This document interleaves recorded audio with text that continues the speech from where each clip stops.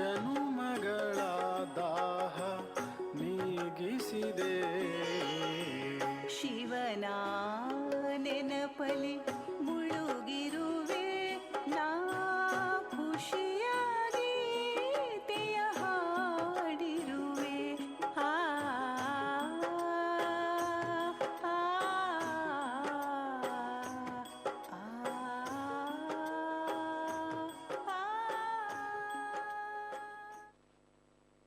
ಅವನ ಖುಷಿ ಕೊಡ್ತಾ ಇದೆ. Thank you.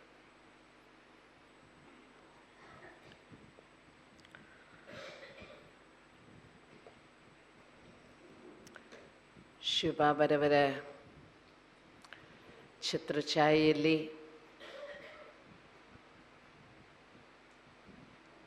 ನಾಟಕದ ಪಾತ್ರಾನುಸಾರ ಅದ್ಭುತವಾದಂತಹ ಅವಕಾಶ ನಮಗೆಲ್ಲ ಸಿಕ್ಕಿದೆ.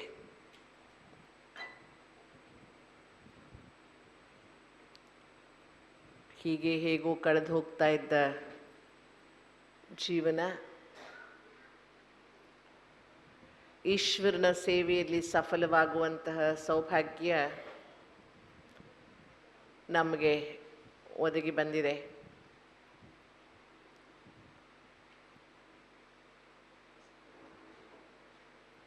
ಭಕ್ತಿ ಮಾರ್ಗದಲ್ಲಿ ಒಂದು ಮಾತು ಹೇಳ್ತಾರೆ, ಹಣ್ಣು ಮಾಗಿತ್ತು ತೊಟ್ಟು ಕಳಚಿತ್ತು, ಶಿವ ತನಗೆ ಬೇಕೆಂದು ಕೈಯೊಡ್ಡಿದ ಅಂತ. ಹಣ್ಣು ಮಾಗಿತ್ತು, ತೊಟ್ಟು ಕಳಚಿತ್ತು, ಬಿದ್ದೋಗ್ತಿತ್ತು. ಆದರೆ ಬಿದ್ದೋಗ್ತಾ ಇದ್ದಿದ್ದನ್ನು ಈಶ್ವರ ಏನು ಮಾಡ್ದ, ತನಗೆ ಬೇಕು ಅಂತ ಹಿಡಿದ್ಬಿಟ್ಟ. ಹಾಗಾಗಿ ನಮ್ಮ ಜೀವನ ಹಾಗೇ ಹೇಗೋ ಕಳೆದು ಹೋಗ್ತಾ ಇದ್ದಿದ್ದು ಈಶ್ವರನ ಸೇವೆಯಲ್ಲಿ ಸಫಲಗೊಳ್ಳುವ ಸೌಭಾಗ್ಯ ನಮಗೆ ಸಿಕ್ತು. ಇಲ್ಲಾಂದರೆ ಎಲ್ಲರ ಹಾಗೆ ತಿಂದುಂಡು ಖಾನಾ ಪೀನಾ ಮೌಜ್ ಮನಾನ ಅವ್ರ ಏಕ್ ದಿನ್ ಚಲೆ ಜಾನ ಅಷ್ಟೇ ಜೀವನ ಆಗ್ತಿತ್ತು. ಆದರೆ ಬಾಬಾ ನಮ್ಮ ಜೀವನಕ್ಕೊಂದು ಅರ್ಥ ಕೊಟ್ಟರು, ಒಂದು ವಿಶಿಷ್ಟವಾದ ದೃಷ್ಟಿಕೋನವನ್ನು ಬೆಳೆಸಿದರು ಬಾಬಾ.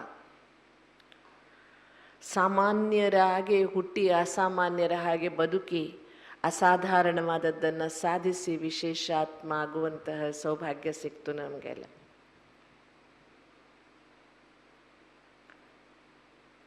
ಶ್ರೀಮತಿ ದ್ರೌಪದಿ ಮುರ್ಮು ಅವ್ರನ್ನ ಭೇಟಿಯಾದಾಗ ಬಾಬನ ಮಕ್ಕಳನ್ನು ನೋಡಿದ ತಕ್ಷಣ ಅವರ ಮುಖದಲ್ಲಿ ಕಾಣುವಂಥ ಹೊಳಪು ಬಹಳ ಹೆಮ್ಮೆಯಿಂದ ಹೇಳಿಕೊಳ್ಳುವಂಥದ್ದು, ನಾನು ಬ್ರಹ್ಮಕುಮಾರಿ ಅಂತ. ಈ ರಾಜಯೋಗವೇ ನನ್ನ ಜೀವನವನ್ನು ಬದಲಾಯಿಸಿ ಶಕ್ತಿಶಾಲಿ ಮಾಡಿದ್ದು, ಇಲ್ಲಾಂದರೆ ನಾನು ಇವತ್ತೆಲ್ಲೋ ಒಂದು ಕಡೆ ಆತ್ಮಹತ್ಯೆ ಮಾಡಿಕೊಂಡವರ ಲಿಸ್ಟಲ್ಲಿ ಇರ್ತಿದ್ದೆ ಅಂತ ಹೇಳುವಾಗಿನ ಆಕೆಗೆ ತನ್ನ ಜೀವನದ ಬಗ್ಗೆ ಇರುವ ಹೆಮ್ಮೆ. ಪ್ರತಿದಿನ ಬಾಬನ ಭೋಗಕ್ಕಿಡುವ ವಿಧಾನ ಆ ರಾಷ್ಟ್ರಪತಿ ಭವನದಲ್ಲಿ ನಿಮಗೆ ಗೊತ್ತಿದೆ, ಅಷ್ಟು ಸುಲಭ ಅಲ್ಲ. ತನಗೆ ತಿಳಿದ ಹಾಗೆ ಬದುಕುವುದಕ್ಕೆ ಸಾಧ್ಯವೇ ಇಲ್ಲ. ಆಕೆಗೆ ಪ್ರತಿಯೊಂದಕ್ಕೂ ಕೂರಕ್ಕೆ ಏಳಕ್ಕೆ ಎಲ್ಲ ಪ್ರೋಟೋಕಾಲ್ ಇದೆ. ಆ ಪ್ರೋಟೋಕಾಲ್ ಮೇಂಟೈನ್ ಮಾಡುವುದಕ್ಕೆ ಆಫೀಸರ್ಸ್ ಇದ್ದಾರೆ. ಮತ್ತು ಪ್ರೋಟೋಕಾಲ್ ಮೇಂಟೈನಿಂಗ್ ಆಫೀಸರ್ಸ್ ಅಂತಲೇ ಇರ್ತಾರೆ. ಅವರು ಪ್ರತಿಯೊಂದು ಸಹ ಇಂಥವ್ರನ್ನ ಭೇಟಿ ಆಗಬೇಕಂದ್ರೆ ನೀವು ಹಿಂಗೆ ಭೇಟಿ ಆಗಬೇಕು, ಇಂಥವ್ರನ್ನ ಭೇಟಿ ಆಗಬೇಕಂದ್ರೆ ಹಿಂಗೆ ಆಗಬೇಕು, ಚೇಂಜ್ ಮಾಡುವಂಗಿಲ್ಲ. ಅದು ಅಷ್ಟೆಲ್ಲ ಕಟ್ಟಳೆಗಳ ಮಧ್ಯೆ ರಾಷ್ಟ್ರಪತಿ ಭವನದಲ್ಲೂ ಒಂದು ಬಾಬರವರು ಕೋಣೆ ಮಾಡಿಕೊಂಡಿದ್ದಾರೆ. ಅವರು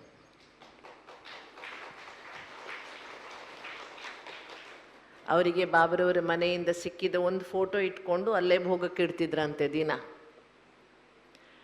ಆಮೇಲೆ ಆಶಾ ದೀದಿಯವರು ಅವರನ್ನು ಭೇಟಿಯಾಗೋದಕ್ಕೆ ಹೋದಾಗ ತೋರಿಸಿದ್ರಂತೆ, ಇಲ್ಲಿ ನಾನು ಭೋಗಕ್ಕೆ ಇಡ್ತೇನೆ, ನನ್ನ ಕೋಣೆಯಲ್ಲಿ ಒಂದು ಕಡೆ ಬಾಬನ ಇಟ್ಕೊಂಡಿದ್ದೇನೆ ಅಂತ. ರಾಷ್ಟ್ರಪತಿಗಳಿಗೆ ಅವಕಾಶ ಇರುತ್ತೆ, ತಮಗೆ ಬೇಕಾದ ಹಾಗೆ ಏನಾದರೂ ಡಿಸೈನಿಂಗ್ ಮಾಡಿಸ್ಕೋಬೋದು. ಅವರು ಎಷ್ಟೋ ಜನ ಬೇಕಾದ ಹಾಗೆ ಫರ್ನಿಚರ್ಸ್ ಎಲ್ಲ ಮಾಡ್ಕೊಳ್ತಾರೆ, ಏಕೆಂದರೆ 5 ವರ್ಷ ಇರಬೇಕಲ್ಲ ಅಲ್ಲಿಯೇ. ಆಗ ಆಶಾ ದೀದಿ ಸಜೆಸ್ಟ್ ಮಾಡಿದ್ರಂತೆ, ನೀವು ಯಾಕೆ ಒಂದು ಚೆನ್ನಾಗಿ ಬಾಬರವರ ಕೋಣೆ ಮಾಡ್ಕೊಂಬಿಡಬಾರ್ದು, ಅಲ್ಲಿ ಎಲ್ಲ sound system, audio video system ಎಲ್ಲ ಮಾಡಿಕೊಂಡ್ರೆ ಅಲ್ಲೇ ಕೂತ್ಕೊಂಡು ನೀವು ಬಾಬನ ನೋಡ್ಬೋದು, ಅವ್ಯಕ್ತ ಬಾಬಾ ಅಥವಾ ಮಧುಬನ ಏನು ಬೇಕಾದರೂ. ಯಾಕೆಂದರೆ ಹಾಲ್ನಲ್ಲಿರೋ ವಿಡಿಯೋದಲ್ಲಿ ಎಲ್ಲವನ್ನೂ ನೋಡೋಕ್ಕಾಗಲ್ಲ, ಯಾರು ಪಬ್ಲಿಕ್ ಬರ್ತಾರೆ ಅಥವಾ ಏನೇನೋ ಇರುತ್ತೆ.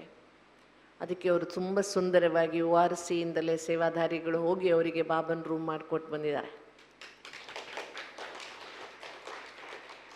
ಬಹಳ ಪ್ರೀತಿಯಿಂದ ಬಾಬನ ಮಕ್ಕಳನ್ನು ಭೇಟಿ ಮಾಡ್ತಾರೆ. ಅಷ್ಟೇ ಅಲ್ಲ, ತಾನು ಬಾಬನನ್ನು ಈ ಸ್ಥಾನದಲ್ಲಿ ಕೂರಿಸಿದರೆ ಎನ್ನುವ ಹೆಮ್ಮೆ ಇದೆ. ಒಬ್ಬ ಸಾಮಾನ್ಯ ಮಾತೆಯ ಹಾಗೆ 3 ಹೊತ್ತು ಬಾಬನಿಗೆ ಭೋಗಕ್ಕಿಡ್ತಾರೆ.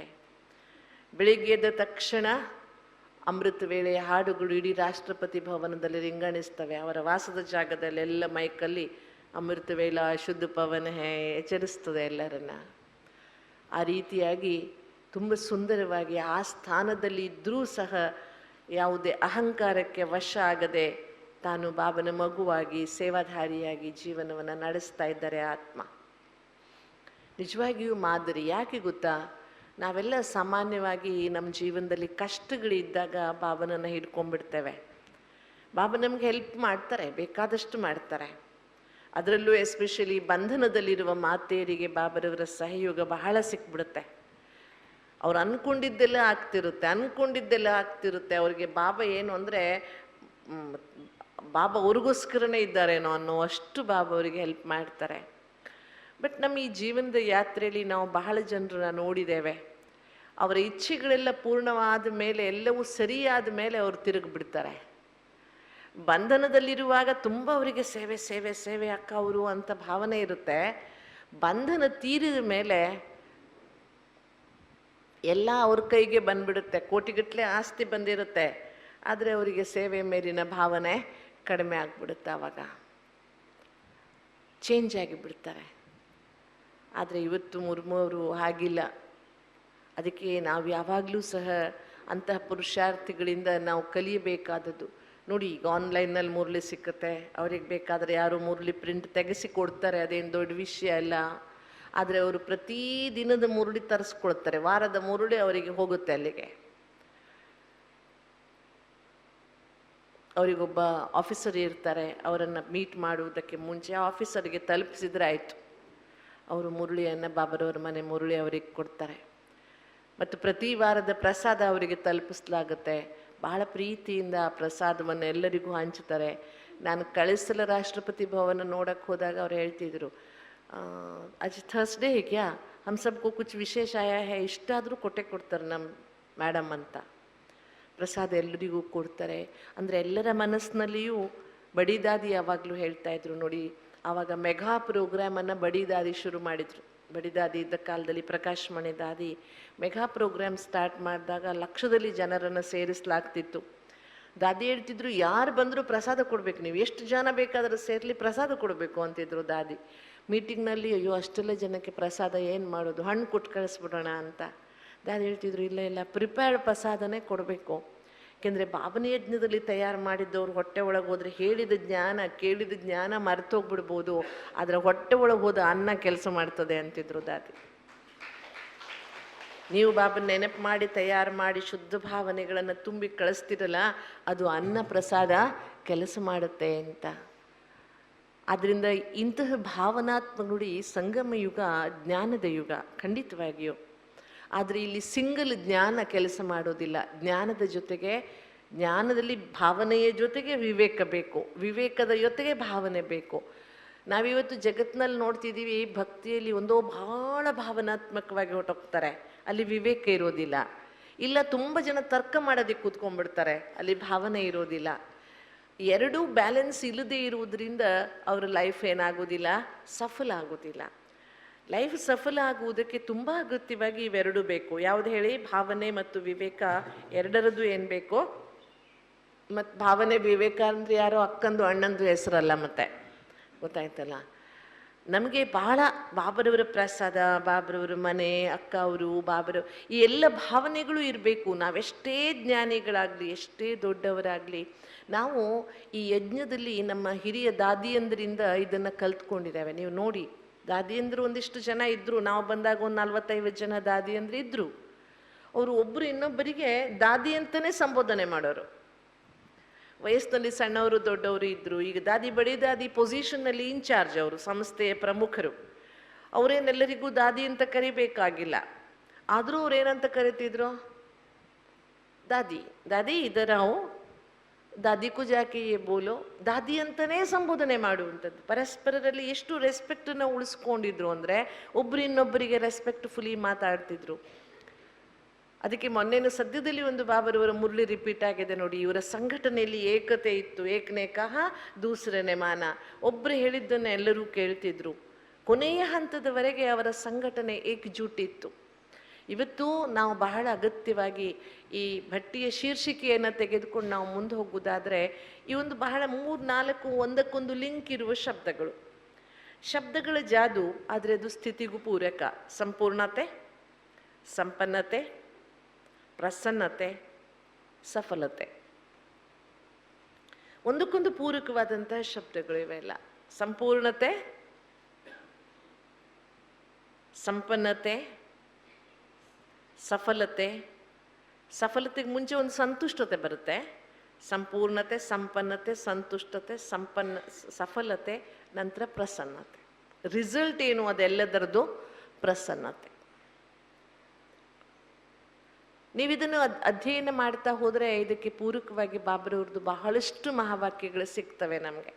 ಭಗವದ್ಗೀತೆಯಲ್ಲಿ ಒಂದು ಬಹಳ ಸುಂದರವಾದ ಮಾತು ಬರ್ತದೆ, ಸಂತುಷ್ಟಂ ಸತತಂ ಯೋಗಿ ಯಥಾತ್ಮ ದೃಢ ನಿಶ್ಚಯ ಅಂತ. ತುಂಬ ಸುಂದರವಾದ ಮಾತು. ಸಂತುಷ್ಟಂ ಸತತಂ ಯೋಗಿ ಯಥಾತ್ಮ ದೃಢ ನಿಶ್ಚಯ. ಮಯ್ಯರ್ಪಿತ ಮನೋಬುದ್ಧಿ ಯೋಮೇ ಮಮ ಪ್ರಿಯ ಅಂತ ಹೇಳ್ತಾ ಹೋಗ್ತಾನೆ. ಸಂತುಷ್ಟಂ ಸತತಂ ಯೋಗಿ. ಯಾರು ಸಂತುಷ್ಟವಾಗಿರ್ತಾರೆ, ಸತತವಾಗಿ ಸಂತುಷ್ಟವಾಗಿರ್ತಾರೆ, ಅವರು ಯೋಗಿಯಾಗಿರ್ತಾರೆ. ಸಂತುಷ್ಟವಾಗಿ ಇರುವವನೇ ಸತತವಾದ ಯೋಗಿಯಾಗಿರ್ತಾನೆ. ಎಷ್ಟೆಲ್ಲ ಅರ್ಥ ಕೊಡ್ಬೋದು ಸಂಸ್ಕೃತ ಭಾಷೆಗೆ. ಸಂತುಷ್ಟಂ ಸತತಂ ಯೋಗಿ, ಯಥಾತ್ಮ ದೃಢ ನಿಶ್ಚಯ. ಯಥಾತ್ಮ ಅಂದರೆ ಪುನಃ ಪುನಃ ಪ್ರಯತ್ನ ಮಾಡು. ಯತತಿ ಆತ್ಮ ಇತಿ ಯಥಾತ್ಮ. ಪುನಃ ಪುನಃ ಯತ್ನ ಮಾಡುವವನು. ಯಾರಲ್ಲಿ ದೃಢ ನಿಶ್ಚಯ ಇರುತ್ತೋ, ಯಾರು ಪುನಃ ಪುನಃ ಪ್ರಯತ್ನ ಮಾಡ್ತಿರ್ತಾರೋ, ಯಾರು ಸಂತುಷ್ಟವಾಗಿರ್ತಾರೋ ಅವರು ಸತತವಾಗಿ ಯೋಗಿಯಾಗಿರ್ತಾರೆ. ರಿವರ್ಸ್ ಮಾಡ್ಕೊಂಡು ಬಂದರೆ ನಾವು ದೃಢ ನಿಶ್ಚಯ ಇರುವವರು, ಪುನಃ ಪುನಃ ಪ್ರಯತ್ನ ಮಾಡುವವರು, ಸಂತುಷ್ಟವಾಗಿರುವವರು ಸತತ ಯೋಗಿಯಾಗಿರ್ತಾರೆ. ಸತತ ಯೋಗಿಯಾಗಿವರು ಸಂತುಷ್ಟ ಇರ್ತಾರೆ. ವಯಸ್ಸು ವರ್ಷ ಅಲ್ವಾ?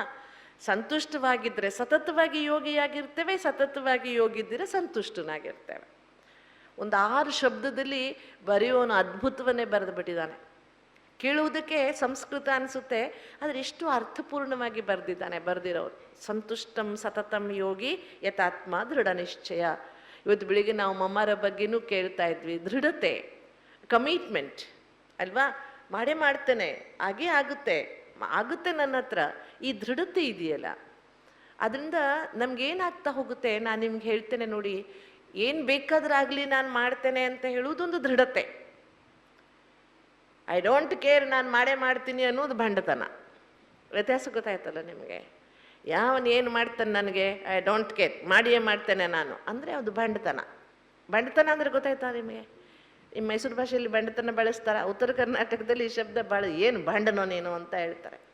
ಭಂಡತನ ಅಂದರೆ ಅವರಿಗೆ ಯಾವ ಮರ್ಯಾದೆ ಲೆಕ್ಕ ಇರೋದಿಲ್ಲ. ಏನು ಬೇಕಾದ್ರೂ ಮಾಡ್ತಾರೆ, ಅಲ್ಲಿ ಯಾವ ಡಿಸಿಪ್ಲಿನೂ ಇರೋದಿಲ್ಲ. They don't care. ಆದ್ರೆ ದೃಢತೆ, ಅವರು ಸಹ ಯಾರನ್ನೂ ಲೆಕ್ಕಕ್ಕೆ ಇಟ್ಕೊಳ್ಳೋದಿಲ್ಲ, ಯಾರಿಗೂ ಹೆದರುವುದಿಲ್ಲ. ಆದರೆ ಅವರಲ್ಲಿ ಆ ಭಂಡತನ ಇರೋದಿಲ್ಲ. ಮರ್ಯಾದೆಯ ಬದ್ಧವಾಗಿ ಆಂತರ್ಯದಲ್ಲಿ ಒಂದು ಗಟ್ಟಿತನ ಇರ್ತದೆ. ದೃಢತೆ ಅಂದ್ರೆ ಏನು? Internally they are strengthy. ಆಂತರಿಕವಾಗಿ ಅವರು ಸ್ಟ್ರಾಂಗ್ ಆಗಿರ್ತಾರೆ, ಶಕ್ತಿಯುತವಾಗಿರ್ತಾರೆ. ಹಾಗಾಗಿ ಅವರಿಗೆ ಯಾವುದೂ ಸಹ ಯಾವ ಮಾತುಗಳು ಅವರಿಗೆ ಅಡ್ಡಿ ಬರೋದಿಲ್ಲ. ನಾವು ಸಂತುಷ್ಟರಾಗಬೇಕಾದ್ರೆ ನಮ್ಮಲ್ಲಿ ಈ ದೃಢತೆ ಬೇಕು. ಆ ದೃಢತೆಯೇ ನಮ್ಮ ಜೀವನದ ಯಶಸ್ಸಿಗೆ ಆಧಾರವಾಗಿರುತ್ತೆ. ಏನಾಗುತ್ತೆ ಅಂದರೆ, ನಾವು ಎಷ್ಟೋ ಸಲ ನೋಡಿದ್ದೇವೆ, ಬಾಬರವರ ಮನೆಗೆ ಬರುವುದಕ್ಕೆ ನಮ್ಮಲ್ಲಿ ಒಂದು ಕಮಿಟ್ಮೆಂಟ್ ಇದ್ದಿದ್ದಕ್ಕೆ ನಾವು ಬಾಬರವರ ಮಕ್ಕಳಾಗಿದ್ದೇವೆ. ಜಗತ್ತು ಬೇಕಾದಷ್ಟು ಹೇಳಿದ್ರು ನಾವು ಕೇರ್ ಮಾಡದೆ ಬಂದ್ವಿ. ಕೆಲವೊಮ್ಮೆ ಮನೆಯಲ್ಲೂ ಅಪೋಸ್ ಮಾಡಿರ್ತಾರೆ, ಅವರನ್ನು ಮೀರಿ ನಾವು ಬಂದಿರ್ತೀವಿ. ಬಹಳ ಸಂತೋಷ ಇದು, ಗಟ್ಟಿತನ. ಆದರೆ ಈ ಗಟ್ಟಿತನ ನಾನು ಬಹಳ ಜನರಲ್ಲಿ ಗಮನಿಸಿದ್ದೇನೆ, ಕ್ರಮೇಣ ಈಶ್ವರೀಯ ನಿಯಮಗಳನ್ನು ಎದುರಿಸುವ ಮಟ್ಟಕ್ಕೆ ಹೋಗ್ಬಿಡುತ್ತೆ ಅದು ಗಟ್ಟಿತನ. ಆಶ್ರಮದ ನಿಯಮಗಳನ್ನು, ಅಕ್ಕಂದಿರನ್ನ ಎಲ್ಲರನ್ನ ನಿರ್ಲಕ್ಷಿಸಿ ತನಗೆ ತಿಳಿದ ಹಾಗೆ ಮಾಡುವುದು. ಯಾಕೆಂದರೆ ಅವರಿಗೆ ಒಂದು ಸಂಸ್ಕಾರ ಬಂದ್ಬಿಡುತ್ತೆ, ಮನೆಯವರು ಬೇಡ ಅಂದರೂ ಮಾಡುವುದು, ಅವರಿಗೆ ಮುಚ್ಚಿಟ್ಕೊಂಡು ಮಾಡುವುದು. ಬಾಬನಿಗೋಸ್ಕರ ಮಾಡಿರ್ತಾರೆ, ಅದಕ್ಕೆ ಬಾಬಾ ಅವರಿಗೆ ಸಹಯೋಗವನ್ನು ಕೊಡ್ತಾರೆ. ಅರ್ಥ ಆಯ್ತಲ್ಲ ನಿಮಗೆ? ಬಾಬನಿಗೋಸ್ಕರ ಅವರಲ್ಲಿ ಸುಳ್ಳೇಳಿ ಬಂದಿರ್ತಾರೆ, ಯುಕ್ತಿ ಮಾಡಿ ಬಂದಿರ್ತಾರೆ. ಈಗ ನಾನು ಸಹ ಫಸ್ಟ್ ನಾನು ಈಶ್ವರೀಯ ಜ್ಞಾನಕ್ಕೆ ಬಂದಾಗ ನಮ್ಮ ಅಜ್ಜಿ ಹೋಗಕ್ಕೆ ಕೊಡ್ತಿರ್ಲಿಲ್ಲ ನನಗೆ. ನಮ್ಮ ದೊಡ್ಡ ವಿಘ್ನ ಯಾರು ಅಂದರೆ ನಮ್ಮ ಅಜ್ಜಿ. ಅಲ್ಲಿಗೆ ಹೋಗ್ಬಾರ್ದು, ಓಂ ಶಾಂತಿಗೆ ಹೋಗ್ಬಾರ್ದು ಅಂತ. ಅವ್ರು ಏನಂತಿದ್ರು ಅಂದರೆ, ಅಲ್ಲಿ ಏನು ಸಂಸ್ಕಾರ ಇದೆ, ಅಲ್ಲೆಲ್ಲ ಎಲ್ಲ ಯಾವ ಬೇಕೋ ಆ ಜಾತಿಯವರಿದ್ದಾರೆ, ಅವ್ರ ಹತ್ರ ನೀನು ಯಾಕೆ ಹೋಗ್ತೀಯ, ನಮ್ಮ ಜಾತಿಯಲ್ಲಿ ಏನು ಕಡಿಮೆ ಇದೆ, ಹೀಗೆ ತನ್ನದೇ ಆದ ಕಾನ್ಷಿಯಸ್ನಲ್ಲಿ. ಮತ್ತು ನಮ್ಮ ಅಜ್ಜಿದೊಂದು ಪ್ರಿನ್ಸಿಪಲ್ ಇತ್ತು, ಏನಂದರೆ ಹೆಣ್ಮಕ್ಳು ಸ್ವಾವಲಂಬಿಯಾಗಿರಬೇಕು, ಆರ್ಥಿಕವಾಗಿ ಯಾರ ಮುಂದೆ ಕೈ ಚಾಚುವಂಗಿರಬಾರ್ದು, ಚೆನ್ನಾಗಿ ಓದು, ನೌಕರಿ ಮಾಡು, ಆಮೇಲೆ ಏನು ಬೇಕಾದ್ರೆ ಮಾಡ್ಕೊ ನೀನು, ಅದಕ್ಕೂ ಮುಂಚೆ ಆಚೆ ಈಚೆ ಅಲ್ದಾಡಬೇಡ, ಅಲ್ಲಿ ಹೋಗ್ಬೇಡ ಓಂ ಶಾಂತಿಗೆ ಅಂತ. ನನಗೆ ಹೋಗಲೇಬೇಕಿತ್ತು, ಏನು ಮಾಡೋದೀಗ? ಅದಕ್ಕೆ ನಾನೇನು ಮಾಡಿದೆ, ನಾವು ಹಳ್ಳಿಯಲ್ಲಿ ಇರ್ತಿದ್ವಿ, ನಮಗೆ ಕ್ಲಾಸ್ ಇರಲಿಲ್ಲ. ನಮ್ಮ ಅಜ್ಜಿ ಮನೆಗೆ ಬಂದಾಗ ಮಾತ್ರ ನಾವು ಕ್ಲಾಸ್ಗೆ ಹೋಗೋದು, ವರ್ಷದಲ್ಲಿ 3 ತಿಂಗಳು. ಈಗ ಅದಕ್ಕೂ ಹೋಗ್ಬೇಡ ಅಂತ ಹೇಳ್ತಾರೆ, ಏನು ಮಾಡೋದಪ್ಪ? ಅದಕ್ಕೆ ನಾನೇನು ಮಾಡಿದೆ, ನೌಕರಿ ಮಾಡಬೇಕಂದ್ರೆ ಆವಾಗೆಲ್ಲ ಟೈಪಿಂಗ್ ಬೇಕೇ ಬೇಕಲ್ಲ. ಈಗ ನಮ್ಮ ಎಜುಕೇಷನ್ ಜೊತೆಗೆ ಟೈಪಿಂಗು, ಶಾರ್ಟ್ ಹ್ಯಾಂಡ್ ಎಲ್ಲ ಕಲ್ತ್ಕೊಂಡಿರ್ತಿದ್ವಿ ನೌಕರಿಗೆ ಅಂತ. ಸರಿ, ನಾನು ಹೇಳ್ತಿದ್ದೆ, ನಮ್ಮ ಹಳ್ಳಿಯಲ್ಲಂತೂ ಇವೆಲ್ಲ ಇಲ್ಲ ಅಮ್ಮ, ನಾನು ಇಲ್ಲಿ ಬಂದಿದ್ದೀನಲ್ಲ, ನಾನು ಟೈಪಿಂಗ್ ಕ್ಲಾಸ್ ಸೇರ್ಕೊಳ್ತೀನಿ. ಎಸ್, ಅದಕ್ಕೂ ದುಡ್ಡು ಕೊಡ್ತಿದ್ಲು. ಆಯಿತಾ? ಸಿನಿಮಾಕ್ಕೆ ಹೋಗ್ತೀನಿ ಅಂದರೆ ದುಡ್ಡು ಕೊಡ್ತಿದ್ಲು, ಮತ್ತು ಸೆಂಟ್ರಿಗೆ ಮಾತ್ರ ಹೋಗ್ಲಿಕ್ಕಿಲ್ಲ. ಓಕೆನಾ? ಆಮೇಲೆ ಒಂದು ಟೈಪಿಂಗ್ ಕ್ಲಾಸ್ಗೆ 1 ಅವರ್ ಟೈಪಿಂಗ್, 45 ಮಿನಿಟ್ಸ್ ಒಂದು ಟೈಪಿಂಗ್ ಕ್ಲಾಸ್, 45 ಮಿನಿಟ್ಸ್ ಒಂದು ಟೈಪಿಂಗ್ ಕ್ಲಾಸ್ಗೆ 15 ರೂಪಾಯಿ ಫೀಸ್ ಏನೋ ಇತ್ತು ಅವಾಗ.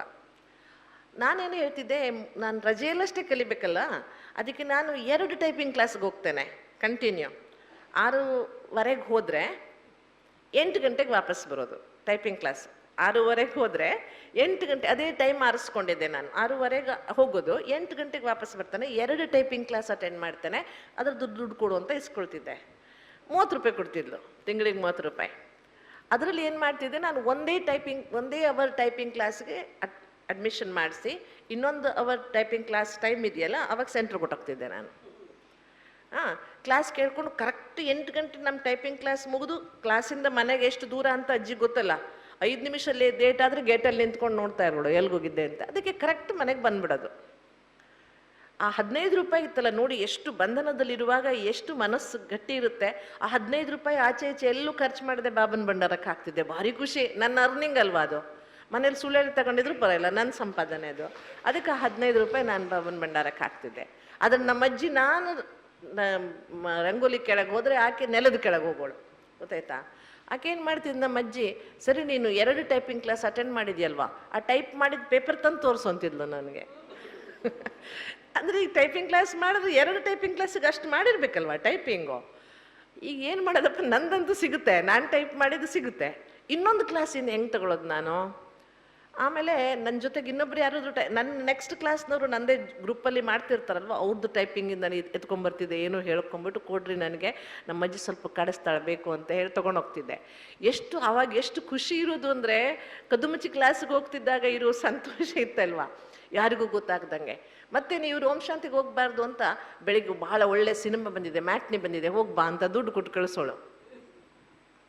ನನಗೆ ಮೊದಲಿಂದನೂ ಸಿನಿಮಾ ನೋಡೋಕ್ಕೆ ಇಷ್ಟ ಇಲ್ಲ, ಇನ್ನು ಬಾಬಾ ಸಿಕ್ಕಿದ ಮೇಲಂತೂ 1 ಪೈಸೆನೂ ಇಷ್ಟ ಇಲ್ಲ. ಆದರೂ ಹೋಗು ಅಂತ ಕಳಿಸ್ತಿದ್ಲು. ಅಲ್ಲಿ ಹೋಗಿ ಏನು ಮಾಡ್ತಿದ್ದೆ ನಾನು, ಹೋಗೋದು. ಆಮೇಲೆ ಅಲ್ಲಿ ವಿಂಡೋದಲ್ಲಿ ಟಿಕೆಟ್ ಕೊಡೋನು ಇರ್ತಾನಲ್ವ, ಅವನ ಹತ್ರ ಯಾರ್ದಾದ್ರೂ ಒಂದು ಟಿಕೆಟ್ ಹರಿದಿದ್ದು ಕೊಟ್ಬಿಡು ನನಗೆ ಅಂತ ರಿಕ್ವೆಸ್ಟ್ ಮಾಡಿ, ಅದೇ ಊರಿನಲ್ಲಿದ್ದವರು ಯಾವಾಗಲೂ ಹೋಗಿ ಬಂದು ಪರಿಚಯ, ಅವನೊಂದು ಹರಿದು ಟಿಕೆಟ್ ಕೊಡ್ತಿದ್ದ. ಒಂದು ಟಿಕೆಟ್ ಆಯಿತಾ, ಅಷ್ಟಕ್ಕೆ ಬಿಡ್ತಿರ್ಲಿಲ್ಲ. ಮತ್ತೆ ಕತೆ ಏನು, ಸಿನಿಮಾ ನೋಡ್ಕೊಂಬರ್ತೀವಿ. ಸಿನಿಮಾ ಮುಗಿಸ್ಕೊಂಡು ಬಂದಮೇಲೆ ಕತೆ ಏನಿತ್ತು ಸಿನಿಮಾದು ಹೇಳಬೇಕು ನಮ್ಮ ಅಜ್ಜಿಗೆ. ಆಮೇಲೆ ಒಂದು ಸ್ವಲ್ಪ ಕೇಳ್ಕೊಂಬಿಟ್ಟು ಕತೆನ ಅವನ ಹತ್ರ ಹೇಳ್ತಾನೆ, ವಿಂಡೋದವನಿಗೆ ಗೊತ್ತಿರುತ್ತೆ ಏನು ಸಿನಿಮಾದ ಕತೆ ಅಂತ. ಒಂದ್ಸಲ ಸಿಕ್ಕಾಕೊಂಡ್ಬಿಟ್ಟಿದ್ದೆ ಕೊನೆಗೆ, ಯಾವುದೋ ಸಿನಿಮಾದ ಕತೆ ಇನ್ನೊಂದು ಕತೆ ಹೇಳಿಬಿಟ್ಟಿದ್ದೆ, ನಮ್ಮ ಅಜ್ಜಿಗೆ ಗೊತ್ತಾಗ್ಬಿಟ್ಟಿತ್ತು ಈಕೆ ಹೋಗಿಲ್ಲ ಅಂತ. ಹೀಗೆ ನಾವು ಬಂಧನದಲ್ಲಿರುವಾಗ ನಮಗೆ ಬಹಳ ಸಂತೋಷ ಇರುತ್ತೆ, ನಿಮಗೂ ಇನ್ನೂ ಮಾತೇರಿಗೆ ಇನ್ನೂ ಜಾಸ್ತಿ ಬಂಧನ ಇರುತ್ತೆ. ಆ ಎಲ್ಲ ಬಂಧನಗಳಲ್ಲಿ ಇದ್ದಾಗ ನೀವು ಬಹಳ ಖುಷಿಯಿಂದ ಉಳಿಸಿ ಸೇವೆ ಮಾಡ್ತಿರ್ತೀರಾ ಅಲ್ವಾ? ಹೌದಾ ಇಲ್ವಾ ನಾನು ಹೇಳಿದ್ದು? ಅದೇ ನಿಧಾನಕ್ಕೆ ನಿಮ್ಮ ಬಂಧನ ಮುಗಿದೋಗುತ್ತೆ, ಎಲ್ಲ ಬಿಗಿದ ಕೈ ನಿಮ್ಮ ಕೈಗೆ ಬರುತ್ತೆ. ಆವಾಗ ನಿಮ್ಮ ಮಾರ್ವಾಡಿ ಅವತಾರ ಶುರುವಾಗುತ್ತೆ. ಮಾತೇ ಇರುವಂತಲ್ಲ, ಎಲ್ಲರದ್ದು ಸಹ. ಆದರೆ ನಾನಿವತ್ತು ನಿಮ್ಮ ಮುಂದೆ ಹೇಳ್ತಿರುವುದು ಯಾವುದನ್ನು ಕ್ರಿಟಿಸೈಸ್ ಮಾಡುವುದಲ್ಲ. ಯಾವಾಗಲೂ ನಮ್ಮ ಪುರುಷಾರ್ಥದ ಅವಲೋಕನ ಇರಬೇಕು ನಮಗೆ. ಹಿಂದೆ ಹೇಗಿದ್ವಿ, ಈಗ ಹೇಗಿದ್ದೀವಿ, ಆಗಿಗಿಂತ ಮುಂದೋಗಿದ್ದೀವ, ಹಿಂದೋಗಿದ್ದೀವ, ಅಥವಾ ನಿಂತ್ಕೊಂಡ್ಬಿಟ್ಟಿದ್ದೀವ ಅಂತ. ಬಾಬಾ ಹೇಳ್ತಾರೆ ಅಂಗದನ ಹಾಗೆ ಆಗಿ ಅಂತ. ಏನಾಗಿ ಅಂತ ಹೇಳ್ತಾರೆ ಬಾಬಾ? ಅಂಗದನ ಹಾಗೆ. ಹಾಗೆ ಕೆಲವರು ಅಂಗದನ ಹಾಗೆ ಆಗ್ಬಿಟ್ಟಿರ್ತಾರೆ. ಹೇಗೆ ಗೊತ್ತಾ? ಅವ್ರು 10 ವರ್ಷದಿಂದ ಎಲ್ಲಿದ್ದಾರೋ ಅಲ್ಲೇ ಇರ್ತಾರೆ, ಹಿಂದೂ ಹೋಗಿರಲ್ಲ, ಮುಂದೆ ಬಂದಿರಲ್ಲ. ಬಾಬಾ ಹೇಳಿಲ್ವಾ ಅಕ್ಕ ಅವರೇ ಅಂಗದನ ಹಾಗೆ ಆಗಿ? ಅದಕ್ಕೆ ನಾವು ಅಲ್ಲೇ ಇದ್ದೇವೆ ಅಂತ. ಬಾಬಾ ಅಂಗದನ ಹಾಗೆ ಅಂದರೆ ಅಲ್ಲೇ ನಿಂತ್ಕೊಂಡ್ಬಿಡಿ ಅಂತಲ್ಲ ಬಾಬಾ ಹೇಳಿದ್ದು. ಏನರ್ಥ? ಅಚಲವಾಗಿರಿ ಅಂತ. ಅಂಗದನ ಹಾಗೆ ಆಗಿ ಅಂದ್ರೆ ಏನರ್ಥ? ಅಚಲವಾಗಿರಿ. ರಾವಣ ಎಷ್ಟು ಮಾಡಿದ್ರು ಹೆಬ್ಬೆರಳನ್ನು ಅವನನ್ನು ಅಲುಗಾಡ್ಸಕ್ಕೆ ಸಾಧ್ಯವಾಗಲಿಲ್ಲ, ಅಷ್ಟು ನೀವು ಅಚಲವಾಗಿರಿ ಅಂತ ಬಾಬಾ ನಮ್ಗೆ ಹೇಳ್ತಾರೆ. ಅದು ಬಹಳ ಮುಖ್ಯವಾದಂತಹ ಸ್ಥಿತಿ. ಆದ್ರಿಂದ ಇವತ್ತು ನಾವು ಈ 4-5 ಮಾತುಗಳೇನಿದೆ, ತುಂಬ ಜಾದೂ ಶಬ್ದಗಳಿವೆಲ್ಲ, ಇದರ ಬಗ್ಗೆ ಚಿಂತನೆ ಮಾಡುವುದಾದರೆ ತುಂಬ ಅಗತ್ಯವಾಗಿ ಈ ಬಾಬಾ ಏನು ನಮಗೆ ಸಂಪನ್ನತೆ, ಸಂಪೂರ್ಣತೆ, ಸಂಪನ್ನತೆ, ಸಂತುಷ್ಟತೆ, ಅದಕ್ಕಾಗಿ ನಾವು ಸಫಲತೆ, ಜೀವನವನ್ನು ಸಫಲ ಮಾಡಿಕೊಳ್ತಾ ಇದ್ದಾಗ ಪ್ರಸನ್ನತೆ ಸಿಗುತ್ತೆ. ಅಲ್ಟಿಮೇಟ್ಲಿ ನಮ್ಮ ಉದ್ದೇಶ ಏನೋ, ಸಂಪೂರ್ಣತೆಯ ಉದ್ದೇಶವು ಸಂಪೂರ್ಣ ದೇವತೆಗಳ ಮುಖ ಹೇಗಿರುತ್ತೆ? ಪ್ರಸನ್ನವಾಗಿರುತ್ತೆ. ಸಂಪನ್ನ ದೇವತೆಗಳ ಮುಖ ಹೇಗಿರುತ್ತೆ? ಪ್ರಸನ್ನವಾಗಿರುತ್ತೆ. ಸಂತುಷ್ಟಾತ್ಮಗಳ ಮುಖ ಹೇಗಿರುತ್ತೆ? ಪ್ರಸನ್ನವಾಗಿರುತ್ತೆ. ಸಫಲತೆಯನ್ನು ಹೊಂದಿದವರದ್ದು ರಿಸಲ್ಟ್ ಏನಿರುತ್ತೆ? ಪ್ರಸನ್ನವಾಗಿರುತ್ತೆ. ಅಲ್ಟಿಮೇಟ್ಲಿ ಪ್ರಸನ್ನತೆಗೆ ಇವು 4 ಆಧಾರ. ಯಾವುದು ಹೇಳ್ರಿ? ಒಂದು ಕಡೆ ಸಫಲತೆ, ಒಂದು ಸಂಪನ್ನತೆ, ಒಂದು ಸಂತುಷ್ಟತೆ, ಇನ್ನೊಂದು ಸಂಪೂರ್ಣತೆ. ಇವು 4ರಿಂದ ನಾವು ತಲುಪುವಂತಹ ಅಲ್ಟಿಮೇಟ್ ಗೋಲ್ ಯಾವುದಪ್ಪ ಅಂದರೆ ಪ್ರಸನ್ನತೆ. ಈಗ ನಾವು ಸತ್ಯುಗದಲ್ಲಿ ನಾರಾಯಣ ಆಗ್ತೀವೋ, ರಾಮ ಸೀತೆ ಆಗ್ತೀವೋ, ಬಾಬಾ ಜಾನೆ ಡ್ರಾಮಾ ಜಾನೆ ಗೊತ್ತಿಲ್ಲ.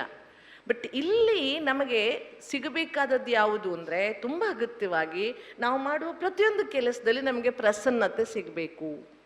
ಸಿಗ್ತಿದೆಯಾ? ಆ ಪ್ರಸನ್ನತೆಯನ್ನು ನಾವು ಫೀಲ್ ಮಾಡ್ತಿದ್ದೀವ? ಆ ಪ್ರಸನ್ನತೆಯನ್ನು ಫೀಲ್ ಮಾಡುವುದಕ್ಕೆ ನಾವು ಇವತ್ತು ಏನು ಮಾಡೋಣ? ಈ 4 ಪಾಯಿಂಟ್ಸ್ಗಳನ್ನು ಇಟ್ಕೊಂಡು ನಾವು ವಿಚಾರವನ್ನು ಮಾಡ್ತಾ ಹೋಗೋಣ. ತುಂಬ ಅಗತ್ಯವಾಗಿ ಈಶ್ವರೀಯ ಜೀವನದಲ್ಲಿ 4 ಸಬ್ಜೆಕ್ಟ್, ವಿದ್ಯಾರ್ಥಿ ಜೀವನದಲ್ಲಿ ಜ್ಞಾನ, ಯೋಗ, ಧಾರಣೆ, ಸೇವೆ. ಈ 4 ಸಬ್ಜೆಕ್ಟ್ಗಳ ಬ್ಯಾಲೆನ್ಸೇನೆ ನಮಗೆ ಈ 4 ಸ್ಥಿತಿಯನ್ನು ಅನುಭವ ಮಾಡುವುದಕ್ಕೆ ಕೊಡುವಂಥದ್ದು. ನಾವು ಒಂದೊಂದ್ಸಲ ಜ್ಞಾನದಲ್ಲಿ ಅತಿಯಾಗ್ಬಿಡ್ತೀವಿ, ಯೋಗದಲ್ಲಿ ಕಡಿಮೆ ಆಗಿಬಿಡ್ತೀವಿ, ಧಾರಣೆ ನಿರ್ಲಕ್ಷ್ಯ ಮಾಡ್ತೀವಿ, ಸೇವೆಯಲ್ಲಿ ಕುಣಿದಾಡ್ತಾ ಇರ್ತೀವಿ. ಆಗ ನಮಗೆ ಪ್ರಸನ್ನತೆ ಸಿಗೋದಿಲ್ಲ, ಕಿರಿಕಿರಿ ಆಗ್ತಾ ಇರುತ್ತೆ, ಸಣ್ಣ ಸಣ್ಣ ವಿಷಯಕ್ಕೆ ಅಪ್ಸೆಟ್ ಆಗ್ತಾ ಇರ್ತೀವಿ ನಾವು. ಯಾವಾಗಲೂ ಪ್ರಸನ್ನತೆ ಸಿಗಬೇಕಾದ್ರೆ ಮೊದಲು ನೋಡಿ, 4 ಸ್ಥಿತಿಗಳನ್ನು ತಲುಪಬೇಕಾದ್ರೆ 4 ಸಬ್ಜೆಕ್ಟ್ಗಳು ಸಾಮಾನ್ಯವಾಗಿರಬೇಕು. ನಮಗೆ ಬಹಳ ಖುಷಿಯಾಗಬೇಕು. ಏನು ಗೊತ್ತಾ? ನಾನಂತೂ ಬಾಬನಿಗೆ ದಿನಾಲೂ ಹೇಳ್ತೇನೆ, ಸಂತೋಷ ಪಡ್ತೇನೆ.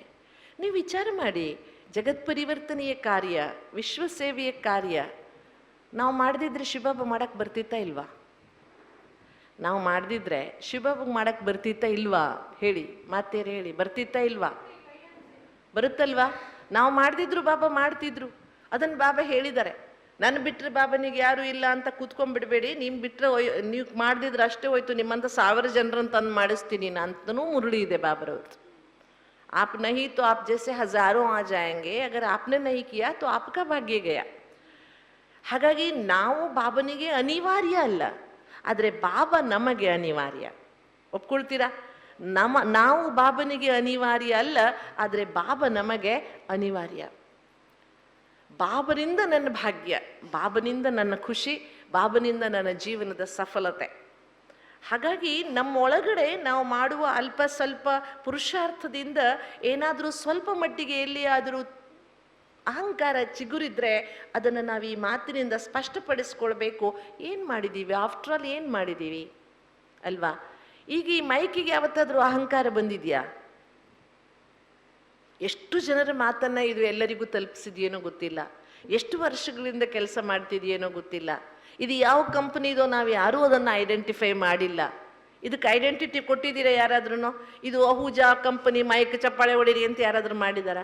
ಎಂದೂ ತನ್ನ ಐಡೆಂಟಿಟಿಯನ್ನು ಕೇಳಿಲ್ಲ. ಆದರೆ ತನ್ನ ಕೆಲಸವನ್ನು ನಿಶ್ಶಬ್ದವಾಗಿ ಮಾಡ್ತಾನೇ ಇರುತ್ತೆ, ಅದರೊಳಗೆ ಎಬಿಲಿಟಿ ಇರುವವರೆಗೆ. ನಾವು ಅಷ್ಟೇ ಅಲ್ವಾ?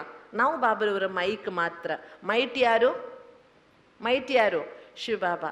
ಅವನು ಜ್ಞಾನ ಕೊಡದಿದ್ರೆ, ಅವನು ಶಕ್ತಿ ಕೊಡದಿದ್ರೆ, ಅವನ ಅವಕಾಶ ಕೊಡದಿದ್ರೆ, ಅವನು ಸೇವಾ ಕ್ಷೇತ್ರ ಕೊಡದಿದ್ರೆ ನಾವ್ಯಾರು ಏನು ಮಾಡ್ತಿದ್ವಿ? ಏನು ಮಾಡೋಕ್ಕಾಗ್ತಿತ್ತು ನಮಗೆ? ಹಾಗಾಗಿ ಹೇಗೆ ಈ ಮೈಕ್ದು ವ್ಯಾಲ್ಯೂ ಮೈಕಿಗಿದೆಯೋ ನಮ್ಮ ವ್ಯಾಲ್ಯೂ ನಮಗಿರುತ್ತೆ, ಆದರೆ ನಮ್ಮ ವ್ಯಾಲ್ಯೂವೇ ನಾನೇ ಭಗವಂತನಿಗೆ ಹೆಚ್ಚು ಎನ್ನುವಂಥ ಮನೋಭಾವ ನಮ್ಮಲ್ಲಿ ಎಂದೂ ಸಹ ಬರಬಾರ್ದು, ಎಂದೂ ಬರಬಾರ್ದು. ಅದು ನಮ್ಮ ಸಫಲತೆಗೆ ಒಂದು ದೊಡ್ಡ ವಿಘ್ನ, ಅದು ನಮ್ಮ ಸಂತುಷ್ಟತೆಗೆ ಒಂದು ವಿಘ್ನ, ಅದು ನಮ್ಮ ಸಂಪನ್ನತೆಗೆ ಒಂದು ವಿಘ್ನ, ಅದು ನಮ್ಮ ಸಂಪೂರ್ಣತೆಗೆ ಒಂದು ವಿಘ್ನ. ನೋಡಿ, ಎಲ್ಲದಕ್ಕೂ ವಿಘ್ನ ಯಾವುದು ಹೇಳಿ ನೋಡೋಣ? ನಾನು ಎನ್ನುವುದಕ್ಕೆ ಹೇಳ್ತಾರೆ ತುಂಬ ಅಗತ್ಯವಾಗಿ, ನಾನೇ ಎಲ್ಲ ಎನ್ನುವ ಭಾವನೆಯೂ ಬೇಡ, ನಾನೇನೂ ಅಲ್ಲ ಎನ್ನುವ ಭಾವನೆಯೂ ಬೇಡ. ನಾನೇ ಎಲ್ಲ ಎನ್ನುವುದು ಸುಪೀರಿಯಾರಿಟಿ ಕಾಂಪ್ಲೆಕ್ಸ್, ನಾನೇನೂ ಅಲ್ಲ ಎನ್ನುವುದು ಇನ್ಫೀರಿಯಾರಿಟಿ ಕಾಂಪ್ಲೆಕ್ಸ್. ನಾನೇನಿದ್ದೀನಿ, ನಾನಿದ್ದೀನಿ. ಸಮವಿಲ್ಲ ಸೃಷ್ಟಿಯಲ್ಲಿ ನರನಂತೆ ನರನಿಲ್ಲ, ಒಬ್ಬರ ಹಾಗೆ ಇನ್ನೊಬ್ಬರಿಲ್ಲ. ಆದರೆ ನಾನೇ ಎಲ್ಲ, ನನ್ನ ಬಿಟ್ಟರೆ ಯಾರಿಲ್ಲ, ಈ ಭಾವನೆ ನಮ್ಮೊಳಗೆಂದೂ ಸಹ ಬರಬಾರ್ದು. ಸೇವೆ ಸಂಗಮ ಯುಗದಲ್ಲಿ ಭಾಗ್ಯವನ್ನು ಬರೆದುಕೊಳ್ಳುವ ಒಂದು ಅವಕಾಶ. ಎಷ್ಟು ಸೇವೆ ಮಾಡ್ತೀವಿ ನಾವು, ಯಾವ ರೀತಿಯ ಸೇವೆ ಮಾಡ್ತೀವಿ, ನಮ್ಮ ಭಾಗ್ಯ ಬರಿತಾ ಹೋಗ್ತದೆ. ಬಾಬಾ ನಮ್ಮ ಭಾಗ್ಯ ಬರೆಯೋಕ್ಕೋಸ್ಕರ ಈ ಸಬ್ಜೆಕ್ಟ್ ಕೊಟ್ಟಿದ್ದಾರೆ ನಮಗೆ. ಅವನೇ ಮಾಡಿಬಿಡ್ಬೋದಿತ್ತು. ನಾನು ಒಂದೊಂದ್ಸಲ ಅಂದ್ಕೊಳ್ತೇನೆ, ಏನು ಅಂದ್ಕೊಳ್ತೇನೆ, ಬಹುಶಃ ನೀವು ನೋಡಿದ್ರೆ ಆ ಡಿಸೆಂಬರ್ನಲ್ಲಿ ಗೀತೆ ಕಾನ್ಫರೆನ್ಸ್ ಆದಾಗ ಒಬ್ಬ ಸ್ವಾಮೀಜಿ, ಡೆಲ್ಲಿ ಕಾನ್ಫರೆನ್ಸ್ ಆಗಿತ್ತು ORCಯಲ್ಲಿ, ಒಬ್ಬ ಸ್ವಾಮೀಜಿ ಸಂಸ್ಥೆಯನ್ನು ಬೈದ್ಬಿಟ್ಟ. ತುಂಬಿದ ಸಭೆಯಲ್ಲಿ ORCಯಲ್ಲಿ 2,500 ಜನ ತುಂಬಿದ್ರು ಸಭೆಯಲ್ಲಿ. ಅದರಲ್ಲಿ 800 ಜನ ಔಟ್ಸೈಡರ್ಸ್ ಇದ್ದರು, ಉಳಿದವರು BKS ಇದ್ದರು. ಆ ಸಭೆಯಲ್ಲಿ ಅವನು ಮಾತಾಡ್ತಾ, ಆ ಕಡೆ ಎಲ್ಲ ಮಹಾಮಂಡಲೇಶ್ವರ ಅಂತಾರಲ್ಲ, ಮಹಾಮಂಡಲೇಶ್ವರ ಒಬ್ಬ ಸ್ವಾಮಿ, ಬ್ರಹ್ಮಕುಮಾರಿಯರು ಏನು ಇವ್ರಿಗೇನು ಗೊತ್ತು, ಇವ್ರು ಯಾರನ್ನು ಕೇಳಿದನ್ನೆಲ್ಲ ಫಿಕ್ಸ್ ಮಾಡಿದ್ರು, ಇಂಥ ಸಬ್ಜೆಕ್ಟ್ ಮಾಡಿದ್ದಾರೆ, ಏನೋ ಒಂದು ಪೇಪರ್ ಇಟ್ಕೊಂಡ್ಬಿಟ್ಟು ಮುರುಳಿ ಅಂತ ಓದ್ತಾರೆ, ಏನೇನೋ ಮಾತಾಡ್ಬಿಟ್ಟ. ಅದು ಇನಾಗ್ರಲ್ ಸೆಷನ್ ಆಗಿತ್ತು. ಕಾನ್ಫರೆನ್ಸ್ ತುಂಬಿದೆ, ಸಭೆ ಫುಲ್ ತುಂಬಿದೆ. ಸ್ಟೇಜ್ ಮೇಲೆ 10-12 ಜನ ಮಹಾಮಂಡಲೇಶ್ವರರು ಕೂತಿದ್ದಾರೆ, ಎದುರಿಗೂ ಇದ್ದಾರೆ. ಸ್ವಾಮಿಗಳು ಸಾಕಷ್ಟು ಜನ ಬಂದಿದ್ದರು, ಸ್ಕಾಲರ್ಸು ಬಹಳ ಜನ ಬಂದಿದ್ದರು. ನಾನು ಕೋಆರ್ಡಿನೇಷನ್ ಮಾಡ್ತಿದ್ದೆ, ಸ್ಟೇಜ್ ನಾನು ಕೋಆರ್ಡಿನೇಟ್ ಮಾಡ್ತಿದ್ದೆ. ಈಗ ಅವನು ಹಾಗೆ ಮಾತಾಡುವಾಗ ಬೇಜಾರಂತೂ, ಸ್ಟೇಜ್ ಮೇಲೆ ಆಶಾದಿದ್ದಿದ್ರು, ಬ್ರಿಜಮೋಹನ್ ಬಾಯಿ ಇದ್ದರು, ಉಷಾಬೇನ್ ಇದ್ದರು, ಎಲ್ಲರೂ ಇದ್ದರು. ಅವನು ಸಿಕ್ಕಾಪಟ್ಟೆ ಮಾತಾಡಿಬಿಟ್ಟ ಸ್ವಾಮಿ. ನಾನೇನೂ ಅಂದ್ಕೊಳ್ಳಿಲ್ಲ, ಸುಮ್ಮನೆ ಕೇಳ್ತಾ ಇದ್ದೆ. ಆಮೇಲೆ ನಾನು ಎದ್ದು ಹೋಗಿ ಪೋಡಿಯಮ್ಗೆ ನಿಂತೆ, ಅವನ ಭಾಷಣ ಮುಗಿದ ಮೇಲೆ ನೆಕ್ಸ್ಟ್ ಅನೌನ್ಸ್ ಮಾಡೋಕ್ಕೆ. ಅದೆಲ್ಲಿಂದಲೋ ನನಗೆ ಒಂದು ಥಾಟ್ ಬಂತು, ಇವನು ಹೀಗೆ ಬಿಟ್ಟರೆ ಇಷ್ಟೆಲ್ಲ ಜನರಿಗೆ ಮಿಸ್ಗೈಡ್ ಆಗುತ್ತಲ್ಲ, ಸಂಸ್ಥೆ ಬಗ್ಗೆ ಏನೆಲ್ಲ ಮಾತಾಡ್ಬಿಟ್ಟ ಅವನು. ಬ್ರಹ್ಮಕುಮಾರಿ ಚುಟಿ ಬೆಹನೆ ಯಾಕೆ ಏನೆಲ್ಲ ಹೇಳಿಬಿಟ್ಟ ಒಂದು 5 ನಿಮಿಷದಲ್ಲಿ. ಆಮೇಲೆ ನಾನು ಆ ಅಣ್ಣನಿಗೆ, ಸ್ವಾಮೀಜಿಗೆ ಸರಿಯಾಗಿ ಉತ್ತರ ಕೊಡ್ತಾ ಹೋದೆ. ಹೇಗೆ ಉತ್ತರ ಕೊಟ್ಟೆ ಅಂದರೆ ಕೊನೆಗೆ ಸಭೆಯಲ್ಲೇ ಕ್ಷಮೆ ಕೇಳುವುದು ಅನಿವಾರ್ಯ ಆಗೋಯ್ತು ಸ್ವಾಮೀಜಿಗೆ. ನಾನು ಹೇಳಿದೆ, ಸ್ವಾಮೀಜಿ ಆಪ್ನೆ ಆಪ್ಕಿ ಮನಕಿ ಭಡಾಸ್ ನಿಕಾಲ್ ದಿ. ಭಡಾಸ್ ಅಂದರೆ ಏನು ಹೇಳ್ತಾರೆ ಕನ್ನಡದಲ್ಲಿ, ನನಗೆ ಸರಿ ಶಬ್ದ ಸಿಗಲ್ಲ. ಮನಸ್ಸಿನಲ್ಲಿ ಇದ್ದಿದ್ದೆಲ್ಲ ಹೊಟ್ಟೆ ಉರಿಯನ್ನಷ್ಟು ಹೊರಗೆ ಹಾಕ್ಬಿಡೋದು. ಆಪ್ನೆ ಅಪ್ನಿ ಭಡಾಸ್ ನಿಕಾಲ್ ದಿ. नानेन ಹೇಳಿದೆ आपने कैसे सोच लिया, हमने अपने आप ये सब्जेक्ट बना दिया, इतना बड़ा कार्यक्रम कर रहे हैं तो सोच समझ के कर रहे होंगे। इतनी बड़ी संस्था है, आपको पता है क्या 140 देशों में हम काम कर रहे हैं। आपने जो छोटी छोटी बहनें कह रहे हैं ना, इधर जो भी बहनें दिख रही है सफ़ेद साड़ी में घूम रही है, आप ऐसे नहीं समझना है अरे गहरे ऐसे ही आ गई है, ಎಲ್ಲೋ ರಸ್ತೆ ಹೋಗೋರು ಕೆಲಸಕ್ಕೆ ಬಾರ್ದಿರೋರು ಬಂದಿದ್ದಾರೆ ಅಂತ ಅನ್ಕೋಬೇಡಿ। ಇವರಲ್ಲಿ ಎಷ್ಟು ಜನ ಡಬಲ್ ಗ್ರ್ಯಾಜುಯೇಟ್ಸ್ ಇದ್ದಾರೆ, ಎಷ್ಟು ಗೋಲ್ಡ್ ಮೆಡಲಿಸ್ಟ್ ಇದ್ದಾರೆ, ಎಷ್ಟು ಜನ ದೊಡ್ಡ ದೊಡ್ಡ ಶ್ರೀಮಂತರ ಮನೆಯಿಂದ ಬಂದಿದ್ದಾರೆ। ಇವ್ರಿಗೆ ನಿಮ್ಗೇನು ಗೊತ್ತು, 50,000 ಜನ ಅಕ್ಕಂದರು ಸುಮ್ಮನೆ ಹಿಂಗೆ ಬಂದಿಲ್ಲ।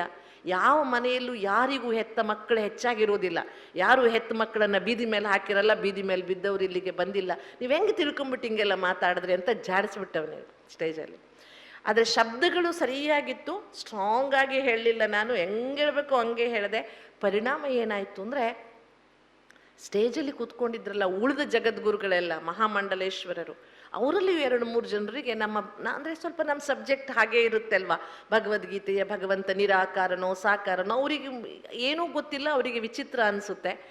ಆವತ್ತಿನ ಕಾರ್ಯಕ್ರಮದ ನಂತರ ಅವರದ್ದು ಭಾವನೆಗಳೇ ಬದಲಾಗಿ ಹೋಯಿತು। ಎಷ್ಟು ಬದಲಾಗಿ ಹೋಯಿತು ಅಂದರೆ, ಎಲ್ಲರೂ ನನ್ನ ಹತ್ರ ಶುರು ಮಾಡಿದರು. ಆಮೇಲೆ ನಾನು ಒಂದು 4-8 ಶ್ಲೋಕ ಪಟ್ಟ ಪಟ್ಟ ಅಂತ ಹೇಳಿ ಅವ್ರೇನು ತಿಳ್ಕೊಂಡಿದ್ರು, ಈ ಬ್ರಹ್ಮಕುಮಾರಿಯರು ಬರೀ ತಮ್ಮದೇ ಜ್ಞಾನ ಹೇಳ್ತಾರೆ, ಇವರಿಗೇನು ಬರಲ್ಲ ಅಂತ. ಅದಕ್ಕೆ ನಾ ಹೇಳಿದೆ, देखने में सीधी सादी है, ऐसे नहीं कि अनजान है, अनपढ़ी है, असुधरी है, ऐसे नहीं सोचना. आपकी सेवाएं कर रही है, आपके सामने झुक रही है, इसका मतलब ये कोई ऐसे वैसे नहीं ಅಂತ ಏನು ಹೇಳಿದೆ ನೋಡಿ, ಟೋಟಲಿ ಸಂಸ್ಥೆಯ ಬಗ್ಗಿನ ಭಾವನೆಯೇ ಬದಲಾಗಿ ಹೋಯಿತು. ಆಮೇಲೆ ಅಷ್ಟೆಲ್ಲ ಹೇಳಿಬಿಟ್ಟೆ ನಾನು ಏನು ಹೇಳಿದೆ ನನಗೂ ಗೊತ್ತಾಗಲಿಲ್ಲ. ಕೊನೆಗೆ ನಾನು ಆ ವಿಡಿಯೋ ಹಾಕ್ಕೊಂಡು ನೋಡಿದೆ ನಾನು ಏನು ಹೇಳಿದೆ ಅಂತ. ನಾನು ಏನು ಹೇಳಿದೆ ಅಂತ ನಾನು ಪ್ಲ್ಯಾನ್ ಮಾಡಿ ಬರ್ಕೊಂಡು ಹೇಳಲಿಲ್ಲ, ಹೇಳ್ತಾ ಹೋದೆ. ಪೂರ್ತಿ ಅಟ್ಮಾಸ್ಫಿಯರ್ ಏನು ಚಪ್ಪಾಳೆ. BKSಗಂತೂ ಭಾರಿ ಖುಷಿಯಾಗೋಯ್ತು ಉತ್ತರ ಕೊಟ್ಟಿದ್ದಕ್ಕೆ. ಅಷ್ಟೇ ಅಲ್ಲ, ಆನ್ಲೈನ್ನಲ್ಲಿ ಲಕ್ಷಾಂತರ ಜನ ನೋಡ್ತಾ ಇದ್ರು. ಅದು ಲೈವ್ ಇತ್ತು ಪ್ರೋಗ್ರಾಮ್, ಯೂಟ್ಯೂಬ್ ಲೈವ್ ಇತ್ತು, ಪೀಸ್ ಆಫ್ ಮೈಂಡ್ ಲೈವ್ ಇತ್ತು. ಹಾಗಾಗಿ ವಿಶ್ವದಲ್ಲೆಲ್ಲ ವಿದೇಶಗಳಿಂದ ನೋಡ್ಬೇಕು ನೀವು, ಯೂಟ್ಯೂಬ್ನಲ್ಲಿ ವಿದೇಶಗಳಿಂದ ಇಮ್ಮಿಡಿಯೇಟ್ಲಿ ಕಾಮೆಂಟ್ಸ್ ಎಷ್ಟು ಬಂತು ಅಂದರೆ ಲಕ್ಷಾಂತರ ಜನ ನೋಡ್ತಾ ಇದ್ರು ಆ ಕಾರ್ಯಕ್ರಮವನ್ನು. ಆಮೇಲೆ ನಾನು ಬಾಬನಿಗೆ ಕೇಳಿದೆ, ಅಲ್ಲ ಬಾಬಾ, ನೀನು ಏನೋ ಹೇಳಬೇಕಾಗಿತ್ತು, ನನ್ನ ಹತ್ರ ಹೇಳಿಸ್ಬಿಟ್ಟೆ. ಈಗ ಸ್ಟೇಜ್ ಮೇಲೆ ಇರೋರು ಬ್ರಿಜಮೋಹನ್ ಬಾಯಿ ಏನು ಹೇಳ್ತಾರೋ ಏನೋ, ಆಶಾ ದೀದಿ ಏನು ಹೇಳ್ತಾರೋ ಏನೋ, ಅವ್ರನ್ನೇನು ಕೇಳಲಿಲ್ಲ ನಾನು ಉತ್ತರ ಹೇಳಲ್ಲ ಬೇಡವಾ ಅಂತ. ಯಾಕೆಂದರೆ ನನಗೆ ಗೊತ್ತಿಲ್ಲ ನಾನು ಉತ್ತರ ಹೇಳ್ತೀನಿ ಅಂತ. ಅಲ್ಲಿ ಹೋಗಿ ನಿಂತಿದ್ದೀನಿ, ಬಾಬಾ ಹೇಳಿಸ್ಬಿಟ್ರು. ಹೇಳಿ, ಈಗ ನನಗೋಸ್ಕರ ನಾನು ಹೇಳಿಬಿಟ್ಟೆ ಅಂತ ಅಹಂಕಾರ ಪಡಬೇಕೋ, ನಿನ್ನ ಕೆಲಸ ನೀನು ಮಾಡ್ಕೊಂಡಿಲ್ಲಪ್ಪ ಯುಕ್ತಿಯಿಂದ ಅಂತ ಶಿವಬನಿಗೆ ಥ್ಯಾಂಕ್ಸ್ ಹೇಳಬೇಕು ಅಲ್ವಾ, ಅವನಿಗೆ ಮಾಡ್ಕೋಬೇಕಾಗಿತ್ತು. ಆಮೇಲೆ ನೀವು ನೋಡಬೇಕು ಉಳಿದ ಸ್ವಾಮಿಗಳ ಒಪಿನಿಯನ್ ಹೆಂಗೆ ಚೇಂಜ್ ಆಯಿತು, ಅವ್ರ ಭಾಷಣಗಳು ಹೆಂಗೆ ಬದಲಾದವು ಅಂದರೆ ಅವ್ರು ಬಳಸೋ ಶಬ್ದಗಳೇ ಬದಲಾಗಿ ಹೋಗ್ಬಿಟ್ಟು ಎಲ್ಲರೂ ಕಂಪ್ಲೀಟ್ ಚೇಂಜ್ ಆಗಿಬಿಟ್ರು. ಅಷ್ಟರಲ್ಲಿ 2 ಜನ ಹರಿದ್ವಾರದಿಂದ ದೊಡ್ಡ ಮಹಾಮಂಡಲೇಶ್ವರದಿದ್ರು. ಅವ್ರು ನನಗೆ ಕೇಳಿದ್ರು, ನಮ್ಮ ಪ್ರೋಗ್ರಾಮಿಗೆ ನೀವು ಬರ್ತೀರಾ? ನಾನಂದೆ, ಬ್ರಿಜಮೋಹನ್ ಭಾಯಿ ಸಾಬನ್ನು ಕಾಂಟ್ಯಾಕ್ಟ್ ಮಾಡಿರಿ, ಅವ್ರು ವ್ಯವಸ್ಥೆ ಮಾಡ್ತಾರೆ, ನನ್ನ ಸೀದಾ ನೀವು ಕಾಂಟ್ಯಾಕ್ಟ್ ಮಾಡೋ ಅಗತ್ಯ ಇಲ್ಲ. ಅವರಿಗದು ಆಶ್ಚರ್ಯ ಆಗೋಯ್ತು. ನಾನು ಕರಿತಿದ್ದೀನಿ, ನೀವು ಅಂದೆ, ಬರಲ್ಲ ಅಂತ ನಾನು ಹೇಳಲ್ಲ, ಅದಕ್ಕೊಂದು ವ್ಯವಸ್ಥೆ ಇದೆ, ನೀವು ಇವ್ರನ್ನ ಕಾಂಟ್ಯಾಕ್ಟ್ ಮಾಡಿ ಅವ್ರು ಯಾರನ್ನು ಕಳಿಸ್ಬೇಕು ಕಳಿಸ್ತಾರೆ, ಬರ್ತೇವೆ. ಬಹಳ ಮುಖ್ಯವಾಗಿ ನಾವಿಲ್ಲಿ ಗಮನಿಸಬೇಕಾದದ್ದೇನು, ಬಹಳ ಮುಖ್ಯವಾಗಿ ನನ್ನಿಂದಲೇ ಆಗುತ್ತೆ ಎನ್ನುವ ಮನೋಭಾವ ನಮಗೆ ಯಾರಿಗೂ ಬೇಡ. ನನಗೊಂದು ಅವಕಾಶ ಕೊಟ್ಟಿದ್ದಾನಲ್ಲ ಬಾಬಾ ಅಂತಂದ್ಬಿಟ್ಟು ಧನ್ಯತೆ ಇರಬೇಕು ನಮಗೆ. ಒಂದು ಸೇವೆ ಸಿಕ್ತು. ಕೆಲವೊಮ್ಮೆ ನಾವು ಸೆಂಟರ್ನಲ್ಲಿ ನೋಡ್ತೇವೆ, ಯಾರೋ ಒಬ್ಬರು ಅಣ್ಣವರು ಇರ್ತಾರೆ, ಅವ್ರಿಗೆ ಅಷ್ಟೊಂದು ಹೆವಿ ಡ್ಯೂಟೀಸ್ ಇಲ್ಲ, ನಾವು ಪದೇ ಅವ್ರಿಗೆ ಸೇವೆ ಹೇಳ್ತಾ ಇರ್ತೀವಿ. ಮೊದಲು ಪ್ರೀತಿಯಿಂದ ಮಾಡ್ತಾ ಇರ್ತಾರೆ, ಕ್ರಮೇಣ ಅಕ್ಕವ್ರೆ ಅವ್ರಿಗೆ ಹೇಳ್ರಿ, ಅಕ್ಕ ಅವರೇ ಇವ್ರಿಗೆ ಹೇಳ್ರಿ, ನಾನೇ ಕಾಣ್ತೀನ ನಿಮಗೆ, ಎಲ್ಲ ನನಗೆ ಹೇಳ್ತೀರಲ್ಲ, ಶುರುವಾಗಿಬಿಡುತ್ತೆ. ಹಾಗೆ ನಮ್ಮಲ್ಲಿ ಒಬ್ಬರು ಅಣ್ಣವರಿದ್ರು, ನಾನು ಅವ್ರಿಗೆ ಕೂರಿಸಿ ಹೇಳಿದೆ, ಅಲ್ಲ ತಮ್ಮ, ನಿನ್ನ ಭಾಗ್ಯ, ನಿನಗೆ ಅಕ್ಕಂದ್ರು ಪ್ರೀತಿಯಿಂದ ಕರೆದು ಹೇಳ್ತಿದ್ದಾರೆ, ಆದರೆ ಮಾಡು, ಆಗಿಲ್ಲ ಅಂದರೆ ಬೇರೆಯವ್ರಿಗೆ ಹೇಳು ಅಂತ ನೀನು ಹೇಳಬೇಡ. ಆ ಡ್ಯೂಟಿ ಯಾರು ಮಾಡ್ತಾರೆ? ಅಕ್ಕಂದ್ರೆ ಗೊತ್ತಿದೆ ಯಾರಿಗೆ ಹೇಳಬೇಕು ಅಂತ. ನಿಮಗೆ ಮಾಡೋಕ್ಕಾಗುತ್ತಾ? ಮಾಡಿ, ಅದರ್ವೈಸ್ ನನಗೆ ಯಾಕೆ ಹೇಳ್ತೀರಿ? ನಿಮಗೆ ಬೇಡ ಅಂದರೆ ಬಿಡಿ, ಇನ್ನೊಬ್ಬರು ಭಾಗ್ಯ ಮಾಡ್ಕೊಳ್ತಾರೆ ಇಲ್ವಾ? ಬಟ್ ನಂದು ಇಷ್ಟು ವರ್ಷದ ಅನುಭವ ನಾನು ಹೇಳ್ತೇನೆ, ಯಾರೋ ಒಬ್ಬರು ಸೇವೆ ಮಾಡೋದು ಬಿಟ್ಟರೆ ಸೇವೆ ನಿಲ್ಲುತ್ತಾ? ನಿಲ್ಲಲ್ಲ. ಸೇವೆ ಯಾರ್ದು ಹೇಳಿ ನೋಡೋಣ? ಶಿವಬನ ಸೇವೆ, ಅಕ್ಕಂದ್ರ ಸೇವೆನಾ? ಈ ಅಕ್ಕವ್ರು ಇರೋವರೆಗೆ ನಾನು ಸೇವೆ ಮಾಡಲ್ಲ ಅಂದರೆ ಬಿಟ್ಕೋ, ಏನಾಯಿತು? ಭಾಗ್ಯ ಯಾರ್ದು ಹೋಯಿತು? ನಾವು ಯಾರಿಗೋಸ್ಕರ ಸೇವೆ ಮಾಡ್ತಿದ್ದೀವಿ ಅಲ್ವಾ? ನಾನು ತಮಾಷೆಯಾಗಿ ಹೇಳ್ತಿರ್ತೇನೆ, ನಮ್ಮ ಸೆಂಟ್ರ್ ಹೇಗಿದೆ ಅಂದರೆ, ಹಾಲಿಗೆ ಬರುವಾಗ ಹೀಗೆ ಪಾಸಾಗಿ ಬರಬೇಕು, ಎದುರಿಗೆ ಯಾರು ಕೂತಿದ್ದಾರೆ ಅಂತ ಕಾಣುತ್ತೆ, ಅರ್ಥ ಆಯ್ತಾ? ಪೀಠದ ಮೇಲೆ ಯಾರು ಕೂತಿದ್ದಾರೆ ಅಂತ ಕಾಣುತ್ತೆ, ಅಲ್ಲಿ ನೋಡ್ತಾರೆ ಪೀಠದ ಮೇಲೆ ಅಕ್ಕ ಅವ್ರು ಕೂತಿದ್ದಾರೆ, ವೀಣಕ್ಕ ಅವರು ಅಂದರೆ 1 ನಿಮಿಷದಲ್ಲಿ ಹಾಲಲ್ಲಿ ಇರ್ತಾರೆ ಅವರು. ಅದೇನೇ ಸಣ್ಣಕ್ಕಂದ್ರೆ ಪೀಠದ ಮೇಲೆ ಕೂತಿದ್ದಿದ್ರೆ ಅವರು 10-15 ನಿಮಿಷ ಆದರೂ ಕ್ಲಾಸ್ ಹಾಲ್ ಒಳಗೆ ಬರಲ್ಲ. ನಾನು ಒಳಗೆ ಇರ್ತೇನೆ, ಕೆಲವೊಂದ್ಸಲ ಏನೋ ಕೆಲಸ ಮಾಡ್ತಾ ಇರ್ತೇನೆ, ನಾನು ಅಲ್ಲೇ ಕೋಣೆಲ್ಲೇ ಇರ್ತೇನೆ, ಸೆಂಟರ್ನಲ್ಲೇ ಇರ್ತೇನೆ, ಹಾಲಲ್ಲಿ ಇರಲ್ಲ. ನಾನು ಗಮನಿಸ್ತಾ ಇರ್ತೇನೆ, ಇಷ್ಟೊತ್ತಾಯ್ತು ಇಲ್ಲಿಂದ ಪಾಸಾಗಿ, ಅಲ್ಲಿಂದ ಇಷ್ಟು ಬರೋಕ್ಕೆ 15 ನಿಮಿಷ ಯಾಕೆ ಇವರಿಗೆ ಅಂತ. ಯಾಕ್ರಿ ಅಂತ ನಾನು ಸೌಂಡ್ ಕಿಟಕಿಯಲ್ಲಿ ಆವಾಜ್ ಕೊಟ್ಟರೆ, ಓ ಅಕ್ಕರೆ ನೀವು ಇದ್ದೀರಾ ಅಂದರೆ ನನಗೋಸ್ಕರ ನೀವು ಬೇಗ ಬರ್ತೀರಾ ಕ್ಲಾಸ್ಗೆ, ನಿಮಗೋಸ್ಕರ ನೀವು ಬರ್ತೀರಾ. ಯಾರು ಬೇಕಾದ್ರೂ ಪೀಠದ ಮೇಲೆ ಕೂತ್ಕೊಳ್ಳಿ. ಕ್ಲಾಸ್ ಯಾರ್ದು? ಶಿವ ಬಂದಲ್ವಾ, ಮುರುಳಿ ಶಿವ ಬಂದಲ್ವಾ, ರೆಸ್ಪೆಕ್ಟ್ ಆ ಸ್ಥಾನಕ್ಕೆ ಕೊಡ್ತೀರಾ ನೀವು, ಅಕ್ಕಂದ್ರಿಗೆ ಕೊಡ್ತೀರಾ. ಇಂಥವೆಲ್ಲ ಕೆಲವೊಂದ್ಸಲ ಕಿವಿ ಹಿಂಡಿ ಹೇಳಬೇಕಾಗುತ್ತೆ. ಒಮ್ಮೊಮ್ಮೆ ಬೇಜಾರಾಗುತ್ತೆ, ಹೇಳೋದು ಬೇಡ, ಯಾಕೆ ಹೇಳೋದು, ನಾವು ಕೆಟ್ಟವ್ರು ಆಗೋದು ಅಂತ. ಆದರೂ ಕೆಲವೊಂದ್ಸಲ ಬಾಬಾ ನಮ್ಮನ್ನು ಆ ಜಾಗದಲ್ಲಿ ಕೂರಿಸಿದಾರಲ್ಲ ಅಂತ ಏನು ಮಾಡಬೇಕಾಗತ್ತೆ, ಒಂದ್ಸಲ ಪ್ರೀತಿಯಿಂದ ಇನ್ನೊಂದ್ಸಲ ಗದರಿಸಿ ಹೇಳಬೇಕಾಗತ್ತೆ, ಹಂಗೆ ಮಾಡಬೇಡಿ, ನಿಮ್ಮ ಪುರುಷಾರ್ಥ ಹಾಳು ಮಾಡ್ಕೋಬೇಡಿ ಅಂತ. ತುಂಬ ಸುಂದರವಾದಂಥ, ನಾನು ಸಬ್ಜೆಕ್ಟ್ನಲ್ಲಿ ಹೋಗ್ತಿದ್ದೇನೆ, ಆದರೆ ಕೆಲವು ಅನುಭವಗಳನ್ನು ಖಂಡಿತ ಹೇಳ್ತೇನೆ.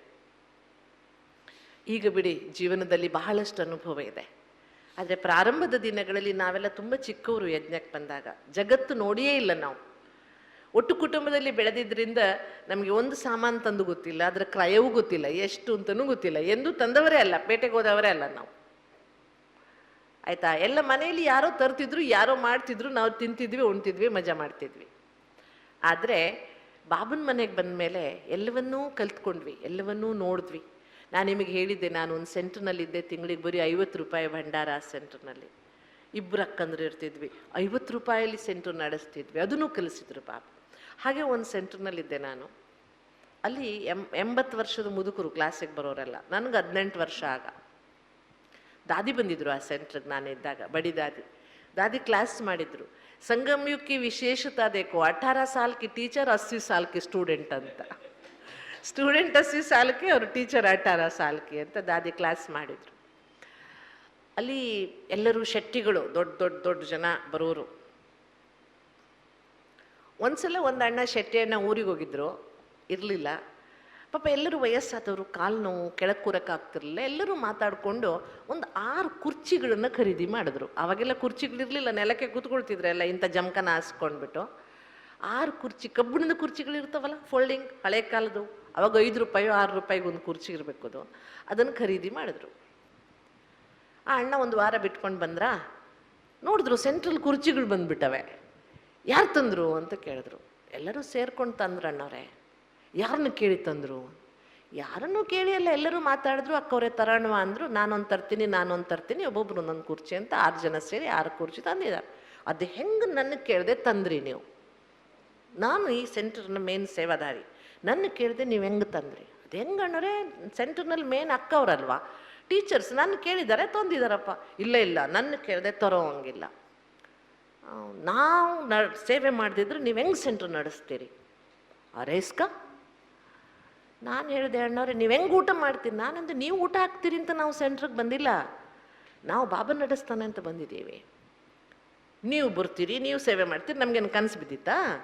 ಇಲ್ಲಲ್ವಾ, ಬಾಬಾ ಮಾಡ್ತಾರೆ, ಬಾಬನ ಸೇವೆ ಅಂತ ಬಂದಿದ್ದೀವಿ. ಅಷ್ಟು ಹೇಳಿದ್ದವರಿಗೆ ಮೆಣಸು ಹಿಂಡ್ದಂಗೆ ಆಯಿತು, ಮೆಣಸು ನುರ್ದಂಗೆ ಆಯಿತು. ಹಂಗಾದ್ರೆ ನಾನು ಮಾಡಿದ್ರೆ ನಡೀತದ ಸೆಂಟ್ರು? ನಾನು ಕ್ಲಾಸಿಗೆ ಬರಲ್ಲ, ಸೇವೆನೂ ಮಾಡಲ್ಲ. ಆಯಿತು ಬಿಡಿ, ನಿಮ್ಮ ಭಾಗ್ಯ, ನನಗೇನು. ನಾನು ಸುಮ್ಮನಾದೆ. ಅವರು ಕ್ಲಾಸಿಗೆ ಬಿಟ್ಟರು. 1 ದಿನ 2 ದಿನ 3 ದಿನ ಕ್ಲಾಸಿಗೆ ಬರೋದೆ ಬಿಟ್ಬಿಟ್ರು. ಆವಾಗ ಉಳಿದವರೆಲ್ಲ ಕೇಳಿದ್ರು, ಯಾಕೆ ಈ ಅಣ್ಣವ್ರು ಬರಲಿಲ್ವಲ್ಲ, ಯಾಕೆ ಈ ಅಣ್ಣವ್ರು? ನಾನು ನಡೆದಿದ್ದೆ ಹೇಳಿದೆ, ಹಿಂಗೆ ಆಯ್ತು ಅಣ್ಣವ್ರೆ. ಅವ್ರು ಹಿಂಗೆ ಹೇಳಿದ್ರು, ನಾನು ಹಿಂಗೆ ಹೇಳಿದೆ. ಅಕ್ಕರೆ ಒಂದ್ಸಲ ಕ್ಷಮೆ ಕೇಳಿಬಿಡ್ರಿ ನೀವು. ನಾನಂದರೆ ನಾನು ಸಣ್ಣವಳು, ಕ್ಷಮೆ ಕೇಳಕ್ಕೆ ನನಗೇನು ಬೇಜಾರಿಲ್ಲ, ಆದರೆ ನಾನು ತಪ್ಪೇ ಮಾಡಿದೆ, ಯಾಕೆ ಕ್ಷಮೆ ಕೇಳಬೇಕು ಅಂತ. ನಾನೇನು ಹೇಳಿಲ್ವಲ್ಲ, ಅವ್ರು ಹೇಳಿದ್ದೆಲ್ಲ ಅವರೇನೆ. ನಾನು ನಡೆಸ್ತೀನಿ ಅಂತ. ಅವ್ರು ನಡೆಸ್ತಾರ ಸೆಂಟ್ರನ್ನ? ಹೇಳಿ ನೋಡೋಣ. ನೀವು ಸೆಂಟ್ರ್ ನಡೆಸ್ತೀರ, ಬಾಬಾ ನಡೆಸ್ತಾರ ಸೆಂಟ್ರನ್ನ? ಯಾರ್ಯಾರು ಹೇಳ್ತೀರಿ ನಾನು ನಡೆಸ್ತೀನಿ ಅಂತ? ಯಾರಿಗಾದ್ರೂ ಇದೆಯಾ ಭಾವನೆ ನಾನು ನಡೆಸ್ತೀನಿ ಅಂತ? ಇಲ್ಲ, ಬಾಬಾ ನಡೆಸ್ತಾರೆ. ಎಷ್ಟು ಜನ ಹೇಳ್ತೀರಿ ಬಾಬಾ ನಡೆಸ್ತಾರೆ ಸೆಂಟ್ರನ್ನ? ಬಾಬಾ ನಡೆಸ್ತಾರೆ. ನೋಡಿ, ವಂಡರ್ ಏನಾಯ್ತು ಗೊತ್ತಾ? ಆತ್ಮ ಕ್ಲಾಸ್ ಬಿಟ್ರ 6-7 ದಿನ ಕಳೆದೋಯ್ತು. ಒಂದು ಗುರುವಾರ ಬೆಳಗ್ಗೆ ಕ್ಲಾಸ್ನಲ್ಲಿ ಬಾಬನಿಗೆಲ್ಲ ಭೋಗಕ್ಕಿಟ್ಟು ಎಲ್ಲ ಕೂತಿದ್ದೀವಿ ನಾವಿನ್ನು. ಅವ್ರ ಹೆಂಡತಿ ಎಂದೂ ಕ್ಲಾಸಿಗೆ ಬರೋರಲ್ಲ, ಅವತ್ತು ಬಂದರು. ಒಂದೇ ಸಮಯ ಬಂದು, ಅಕ್ಕವ್ರೆ ನಮ್ಮ ಮನೆಯವರಿಗೆ ಒಂದು ವಾರದಿಂದ ಸಿಕ್ಕಾಪಟ್ಟೆ ಜ್ವರ, 104 ಡಿಗ್ರಿ ಜ್ವರನ ಇಳಿತಾ ಇಲ್ಲ, ಎಷ್ಟು ಡಾಕ್ಟರ್ ಔಷಧಿ ಮಾಡಿದ್ರು ಕಡಿಮೆ ಆಗ್ತಿಲ್ಲ. ಅವರು ಅಂದರೆ ಒಂದು ರೀತಿ ಅನ್ಕಾನ್ಷಿಯಸ್ ಸ್ಟೇಜಲ್ಲಿ, ಬಹಳ ಜ್ವರ ಬಂದಾಗ ಆಗುತ್ತಲ್ಲ, ಬಡಬಡಿಸ್ತಾ ಇದ್ದಾರೆ. ತಪ್ಪಾಯಿ ತಕ್ಕೋರೆ ಅಂತಾರೆ. ಅದು ಏನಾಗಿದೆಯೋ ನಿಮ್ಮ ಸೆಂಟ್ರ್ನಲ್ಲಿ ಗೊತ್ತಿಲ್ಲ, ಸಿಕ್ಕಾಪಟ್ಟೆ ಜ್ವರ. ಒಂದ್ಸಲ ಮನೆಗೆ ಬಂದು ಅವ್ರನ್ನ ಕ್ಷಮಿಸ್ಬಿಡಿ ಅಕ್ಕವ್ರೆ. ನಾನಂದ್ರೆ, ನಾನು ಕ್ಷಮಿಸುವಂಥದ್ದು ಏನೂ ನಡೆದಿಲ್ವಲ್ಲ ಅಕ್ಕವ್ರೆ, ಇದೊಂದು ಪರಿವಾರ ಅಲ್ವಾ? ಪರಿವಾರದಲ್ಲಿ ಒಂದು ಮಾತು ಬರುತ್ತೆ ಹೋಗುತ್ತೆ. ಅವರು ಒಂದು ಮಾತು ಹೇಳಿದ್ರು, ನಾನೊಂದು ಮಾತು ಹೇಳಿದೆ, ಅಷ್ಟೇ ಬಿಟ್ಟರೆ ಇನ್ನೇನೂ ಆಗಿಲ್ವಲ್ಲ. ಆದರೂ ಹುಷಾರಿಲ್ಲ ಪರಿವಾರದ ಆತ್ಮ ಅಂದರೆ. ನಾವು ಮನೆಗೆ ಹೋದ್ವಿ, 4-5 ಜನ ಸೇರ್ಕೊಂಡು ಮನೆಗೆ ಹೋದ್ವಿ. ಪ್ರಸಾದ ತೊಗೊಂಡೋಗಿದ್ವಿ, ತೀರ್ಥ ತೊಗೊಂಡೋಗಿದ್ವಿ. ಅವ್ರಿಗೆ ತೀರ್ಥ ಕೊಟ್ವಿ, ಪ್ರಸಾದ. ಅವ್ರಿಗೆ ಎಚ್ಚರ ಇಲ್ಲ ಪಾಪ, ಅರ್ಧಂಬರ್ಧ ಎಚ್ಚರ. ಆದರೂ ನಾನು ಮಾತಾಡಿಸಿ, ಅಣ್ಣವ್ರೆ ನೀವೇನು ಮನಸ್ಸಿನಲ್ಲಿ ಇಟ್ಕೋಬೇಡಿ, ಏನೋ ನೀವು ಮಾತಾಡಿದ್ರಿ, ನಾನು ನೀವು ಹೇಳಿದ್ದಕ್ಕೆ 2 ಮಾತಾಡಿದೆ, ಅಷ್ಟೇ ಬಿಟ್ಟರೆ ಪರಿವಾರದಲ್ಲಿ ಒಂದು ಮಾತು ಬರುತ್ತೆ ಹೋಗುತ್ತೆ, ಅದನ್ನು ದೊಡ್ಡದು ಮಾಡ್ಕೋಬಾರ್ದು. ಸರಿಯಾಗಿ ಬೇಗ ಬಾಬನ ಮನೆಗೆ ಬನ್ನಿ ಅಂತ ಕೂತು ಯೋಗ ಮಾಡಿ 1-2 ಬಾಬನ ಪಾಯಿಂಟ್ ಹೇಳಿ ವಾಪಸ್ ಬಂದ್ವಿ ನಾವು. ಬಟ್ ಡ್ರಾಮಾ ನೋಡಿ, ಬಾಬಾ ಆತ್ಮನಿಗೆ ಬುದ್ಧಿ ಕಲಿಸ್ಬೇಕಾಗಿತ್ತು. ಡ್ರಾಮಾ ಎಷ್ಟು ವಂಡರ್ಫುಲ್ ಅಂದರೆ, ನಾವು ಹೋಗಿ ಬಂದು 1 ತಾಸಲ್ಲಿ ಅವ್ರ ಜ್ವರ ಇಳಿಯೋಕ್ಕೆ ಶುರುವಾಗೋಯ್ತು. ಎಷ್ಟೆಲ್ಲ ಡಾಕ್ಟ್ರ್ ಔಷಧಿ ಮಾಡಿದ್ರು ಕಡಿಮೆ ಆಗಿರಲಿಲ್ಲ. ನಿಧಾನಕ್ಕೆ ಜ್ವರ ಇಳೀತು. ಸಂಜೆ ಹೊತ್ತಿಗೆ ಪೂರ್ತಿ ಜ್ವರ ಬಿಟ್ಟೋಯ್ತು ಅವರಿಗೆ. ಒಂದು 4 ದಿನ ಬಿಟ್ಕೊಂಡು ಮತ್ತೆ ಸೆಂಟ್ರಿಗೆ ಬಂದರು. ಆ ಆತ್ಮನಲ್ಲಿ ಎಷ್ಟು ಅಹಂಕಾರ ಇತ್ತಲ್ಲ, ತುಂಬ ಸಿಟ್ಟಿತ್ತು ಆತ್ಮನಿಗೆ. ಆ ಒಂದು ಘಟನೆ ಅವ್ರ ಜೀವನನೇ ಬದಲಾಯಿಸಿಬಿಡ್ತು. ಅವ್ರು ಇರುವ ತನಕ ಈಗಲೂ ಅವ್ರ ಫ್ಯಾಮಿಲಿ ಎಲ್ಲ ಜ್ಞಾನದಲ್ಲಿದೆ. ಅವ್ರ ಮೊಮ್ಮಗಳು ಸಮರ್ಪಣೆಯಾಗಿದ್ದಾಳೆ, ಬಾಬನ ಮನೇಲಿ ಇದ್ದಾಳೆ ಈಗ ಅವ್ರ ಮೊಮ್ಮಗಳು. ಆದರೆ ಹೇಳುವ ಉದ್ದೇಶ ಏನು ಅಂದರೆ, ನಮಗೆ ಬಾಬಾ ಪಾಠ ಕಲಿಸುವುದಕ್ಕೆ ಕೆಲವು ಘಟನೆಗಳು ನಡೆಯುತ್ತೆ. ಬಟ್ ನಾವು ಅಂಡರ್ಲೈನ್ ಮಾಡ್ಕೋಬೇಕು ನಮ್ಮ ಪ್ರಸನ್ನತೆ. ಈಗ ನಾನು ಈಗ ಆಶ್ರಮದಲ್ಲಿರೋ ಅಕ್ಕಂದ್ರಿಗೆ 4 ಮಾತಾಡಿ ಬಂದಾಕ್ಷಣ ನಾನು ಪ್ರಸನ್ನವಾಗಿರ್ತೀನಾ? ಇರಕ್ಕೆ ಸಾಧ್ಯವಾ? ಇರಕ್ಕೆ ಸಾಧ್ಯವಿಲ್ಲ. ಅದರಿಂದ ಇದು ನಮ್ಮದು ಪರಿವಾರ. ಏನಾದರೂ ಇದ್ದರೆ ಕೂತು ಮಾತಾಡ್ಕೊಳ್ಬೇಕು ವಿನಃ ಅದಕ್ಕೆ ಬಹಳ ಅಗತ್ಯವಾಗಿ ನಾನಿಲ್ಲಿ ಯಾಕೆ ಬರ್ತೇನೆ ಅನ್ನೋದು ನಮ್ಮ ಮುಂದೆ ಕ್ಲಿಯರ್ ಇರಬೇಕು. ನಮಗೆ ದಾದಿ ಗುಲ್ಜಾರ್ ಒಂದು ಕ್ಲಾಸ್ ಮಾಡಿದರು. रोज अंदर आते समय बाबा के घर में सोचो मैं पहले दिन यहाँ क्यों आया था. ನಾನು ಫಸ್ಟ್ ದಿನ ಬಾಬನ ಮನೆಗೆ ಯಾಕೆ ಬಂದಿದ್ದೆ? ಸೀಟ್ ಸಿಗುತ್ತೆ ಅಂತ ಬಂದಿದ್ನಾ? ಯಾರು ನನ್ನ ಮಾತಾಡಿಸ್ತಾರೆ ಅಂತ ಬಂದಿದ್ನಾ? ನನಗೆ ಪ್ರಸಾದ ಕೊಡ್ತಾರೆ ಅಂತ ಬಂದಿದ್ನಾ? ನನಗೆ ಮುಂದೆ ಕೂರಿಸ್ತಾರೆ ಅಂತ ಬಂದಿದ್ನಾ? ಯಾಕೆ ಬಂದಿದ್ದೆ ನಾನು ಬಾಬನ ಮನೆಗೆ? ಅಲ್ವಾ? ಏನೋ ಪಡ್ಕೊಳಕ್ಕೆ ಬಂದಿದ್ದೆ ಅಲ್ವಾ? ಆ ಪಡ್ಕೊಂಡಿದ್ದು ಸಿಕ್ತಲ್ವ ನನಗೆ? ಏನೋ ಪಡ್ಕೋಬೇಕು ಅಂತ ಬಂದಿದ್ದೆ, ಅದು ಸಿಕ್ತಲ್ವಾ? ದಿನ ನೆನ್ಪಿಟ್ಕೊಳ್ಳಿ, ಮೈ ಕುಚ್ ಯಹಾ ಪಾನೆ ಲಿಯೇ ಆತಾ ಹೂँ. ಕ್ಯೂ ಆತಾ ಹೂँ? ಮೈ ಕುಚ್ ಯಹಾ ಪಾನೆ ಲಿಯೇ ಆತಾ ಹೂँ. ಈ ಒಂದು ಮಾತು ನೆನಪಿದ್ರೆ, ನಾನೇನೋ ಈಶ್ವರ ನನಗೆ ಕೊಡೋಕ್ಕಿದ್ದಾನೆ, ಅದನ್ನು ನಾನು ತಗೊಳಕ್ಕೆ ಬಂದಿದ್ದೀನಿ ನನ್ನ ಜೋಳಿಗೆಯಿಂದ. ಪ್ರತಿದಿನ ನನ್ನ ಜೋಳಿಗೆಯಲ್ಲಿ ಅವನು ಕೊಡುವುದನ್ನು ತುಂಬಿಸ್ಕೊಂಡು ಹೋಗೋಕ್ಕೆ ಬರ್ತೇನೆ ವಿನಃ ಯಾರನ್ನೋ ಉದ್ಧಾರ ಮಾಡೋಕ್ಕೆ, ಯಾರನ್ನೋ ಕ್ರಿಟಿಸೈಸ್ ಮಾಡೋಕ್ಕೆ ನಾನು ಇಲ್ಲಿಗೆ ಬರಲ್ಲ. ಆ ಮಾತು ನಮಗೆ ನೆನಪಿದ್ದಾಗ ಸಂಗಮ ಯುಗದಲ್ಲಿ ನಮ್ಮ ಶ್ವಾಸ ಸಫಲವಾಗುತ್ತೆ. ಊರಿಗೆ ನಾವು ಮುಖಂಡರಿರ್ಬೋದು, ಈಶ್ವರನ ಮುಂದೆ ನಾವೆಲ್ಲ ಮಕ್ಕಳೇ ಅಲ್ವಾ? ಈಶ್ವರನಿಗೆ ನಾವು ಮಕ್ಕಳೇ. ಎಷ್ಟೇ ದೊಡ್ಡವರು ಇರ್ಬೋದು, ನಾವು ಬಾಬರವರ ಮನೆಯಲ್ಲಿ ನಾವು ಮಕ್ಕಳೇ. ನೀವು ನೋಡ್ಬೋದು ಲೌಕಿಕ ಜಗತ್ತಿನಲ್ಲಿ ಎಂತೆಂಥ ದೊಡ್ಡ ದೊಡ್ಡ ಸಂಘಟನೆಗಳು ಬಿದ್ದೋಗ್ತಾ ಇದ್ದಾವೆ ಇವತ್ತು. ಎಂತೆಂಥ ಹಗರಣಗಳು ನಡೀತಾ ಇದ್ದಾವೆ ಅಲ್ವಾ? ನೋಡಬೇಕು. ನಮ್ಮಲ್ಲಿ ಒಂದು ಬ್ಯಾಂಕ್, ಕಾರವಾರ ಅರ್ಬನ್ ಬ್ಯಾಂಕ್ ಅನ್ನೋದು, ಅದರ ಮ್ಯಾನೇಜರ್ 54 ಕೋಟಿ ಹಾಕ್ಕೊಂಡು ಹೋಗ್ಬಿಟ್ಟ. ಆಕ್ಸಿಡೆಂಟಲ್ಲಿ ಸತ್ತೋದ. ಇವತ್ತು ಪಾಪ ದುಡ್ಡಿಟ್ಟವರೆಲ್ಲ ರಸ್ತೆ ಮೇಲೆ ಬಂದಿದ್ದಾರೆ. 54 ಕೋಟಿ ಹೋಯ್ತು. ಅಷ್ಟಲ್ಲದೆ ನಾನು ನಿಮ್ಗೆ ಇನ್ನೊಂದು ಎಕ್ಸಾಂಪಲ್ ಹೇಳ್ತೇನೆ. ಇತ್ತೀಚೆಗೆ ನಾನು ಬರುವುದಕ್ಕೆ 4 ದಿನ ಮುಂಚೆ ನಡೆದಿರೋ ಘಟನೆ. ಗೋವಾ, ನಮಗೆ ಉತ್ತರ ಕನ್ನಡ ಜಿಲ್ಲೆಗೆ ಹೊಂದ್ಕೊಂಡು ಗೋವಾ ಇದೆ. ನಮ್ಮ ಕ್ಲಾಸಿಗೆ ಬರುವವರು ಒಬ್ರದ್ದು ರಿಲೇಷನ್ ಒಬ್ಬರು ಪಣಜಿಯಲ್ಲಿ ಇರ್ತಾರೆ. ಅವರು ಗೋವಾ ಪಣಜಿಯಲ್ಲಿ. ಅವರಿಬ್ಬರು ಗಂಡ ಹೆಂಡತಿ ಇಬ್ಬರೇ ಇದ್ದರು. ಇಬ್ಬರು ಮಕ್ಕಳು ಫಾರಿನಲ್ಲಿ ಇರ್ತಾರೆ, ಅಮೇರಿಕಾದಲ್ಲಿ. 12 ವರ್ಷ ಆಗಿದೆ ಅವರಿಬ್ಬರು ಸತ್ತು ಹೋಗಿ. ಇಬ್ಬರೂ ಇಲ್ಲ. ಮೊದಲ ಹೆಂಡತಿ ಸತ್ತೋದ್ಲಂತೆ, ಆಮೇಲೆ ಗಂಡ ಸತ್ತೋದ. ಅವ್ರದ್ದು ಬ್ಯಾಂಕ್ ಲಾಕರು, ಪ್ರಾಪರ್ಟಿ ಎಲ್ಲ ಇದೆ. 12 ವರ್ಷ ಬಿಟ್ಕೊಂಡು ಮಕ್ಕಳು ಬಂದರು. ಎಲ್ಲ ಪ್ರಾಪರ್ಟಿಯನ್ನು ಒಂದು ಸಲ ಸೇಲ್ ಮಾಡಿ, ಇನ್ನು ಬರೋಲ್ಲ ನಾವು ಇಂಡಿಯಾಕ್ಕೆ, ಎಲ್ಲ ಸೆಟ್ಲ್ ಮಾಡಿ ಹೋಗ್ಬಿಡೋಣ ಅಂತ ಬಂದವರು ಅಪ್ಪ ಅಮ್ಮನ ಬ್ಯಾಂಕ್ ಲಾಕರನ್ನು ಓಪನ್ ಮಾಡಿ ನೋಡಿದ್ರು. ಅಪ್ಪ ಅಮ್ಮನ ಬ್ಯಾಂಕ್ ಲಾಕರನ್ನು ಓಪನ್ ಮಾಡಿ ನೋಡಿದ್ರೆ ಅದರಲ್ಲಿ ಒಂದಿಷ್ಟು ಚಿನ್ನ, ಬೆಳ್ಳಿ ಎಲ್ಲ ಸಿಕ್ಕಿತು, ಕಾಗದ ಪತ್ರಗಳು ಸಿಕ್ಕಿತು. ಅದ್ರ ಜೊತೆಗೆ ಸುಮಾರು 3 ಕೋಟಿಯಷ್ಟು ಕ್ಯಾಶ್ ಸಿಕ್ಕಿತು. ಎಲ್ಲಿತ್ತದು ಕ್ಯಾಶ್? ಲಾಕರಲ್ಲಿ. ರದ್ದಾಗಿ ಹೋದ 1000 ರೂಪಾಯಿ ನೋಟಿನ ಕಂತೆ ಕಂತೆ ಹಣ. ಈಗ ಅದಕ್ಕೆ ವ್ಯಾಲ್ಯೂ ಇದೆಯಾ? ರದ್ದಾಯ್ತಲ್ಲ ನೋಟ್ ಬಂದಿ ಸಮಯದಲ್ಲಿ. ಆ ಹಣ ಲಾಕರಲ್ಲಿ ಸಿಕ್ತು. ನಮ್ಮ ಕ್ಲಾಸಿಗೆ ಬರೋರು ಹೇಳ್ತಾರೆ, ಅಕ್ಕ ಅವರೇ, ಅವ್ರಿಗೆ ನಾನು ಎಷ್ಟು ಹೇಳಿದ್ದೆ ಬದುಕಿದ್ದಾಗ ಒಂದಿಷ್ಟು ಭಗವಂತನ ಸೇವೆ ಮಾಡಿ ಅಂತ. ಅವ್ರು ಏನೂ ಮಾಡಲಿಲ್ಲ, ಅಷ್ಟು ಬ್ಯಾಂಕಲ್ಲಿ ಇಟ್ಟು ಸತ್ತೋದ್ರು. ಇವತ್ತದು ಯಾರಿಗೂ ಇಲ್ಲ. ಅದಕ್ಕೆ ಕೊಟ್ಟಿದ್ದು ತನಗೆ, ಬಚ್ಚಿಟ್ಟಿದ್ದು ಪರರಿಗೆ. ಪರರಿಗೂ ಇಲ್ಲ ಇಲ್ಲಿ. ಬಾಬಾ ಏನು ಹೇಳ್ತಾರಲ್ಲ, ಏನಂತ? ಮಣ್ಣಲ್ಲಿ ಮಣ್ಣಾಗಿ ಹೋಯಿತು, ಯಾರಿಗೂ ಇಲ್ಲದೆ ಹೋಯಿತು.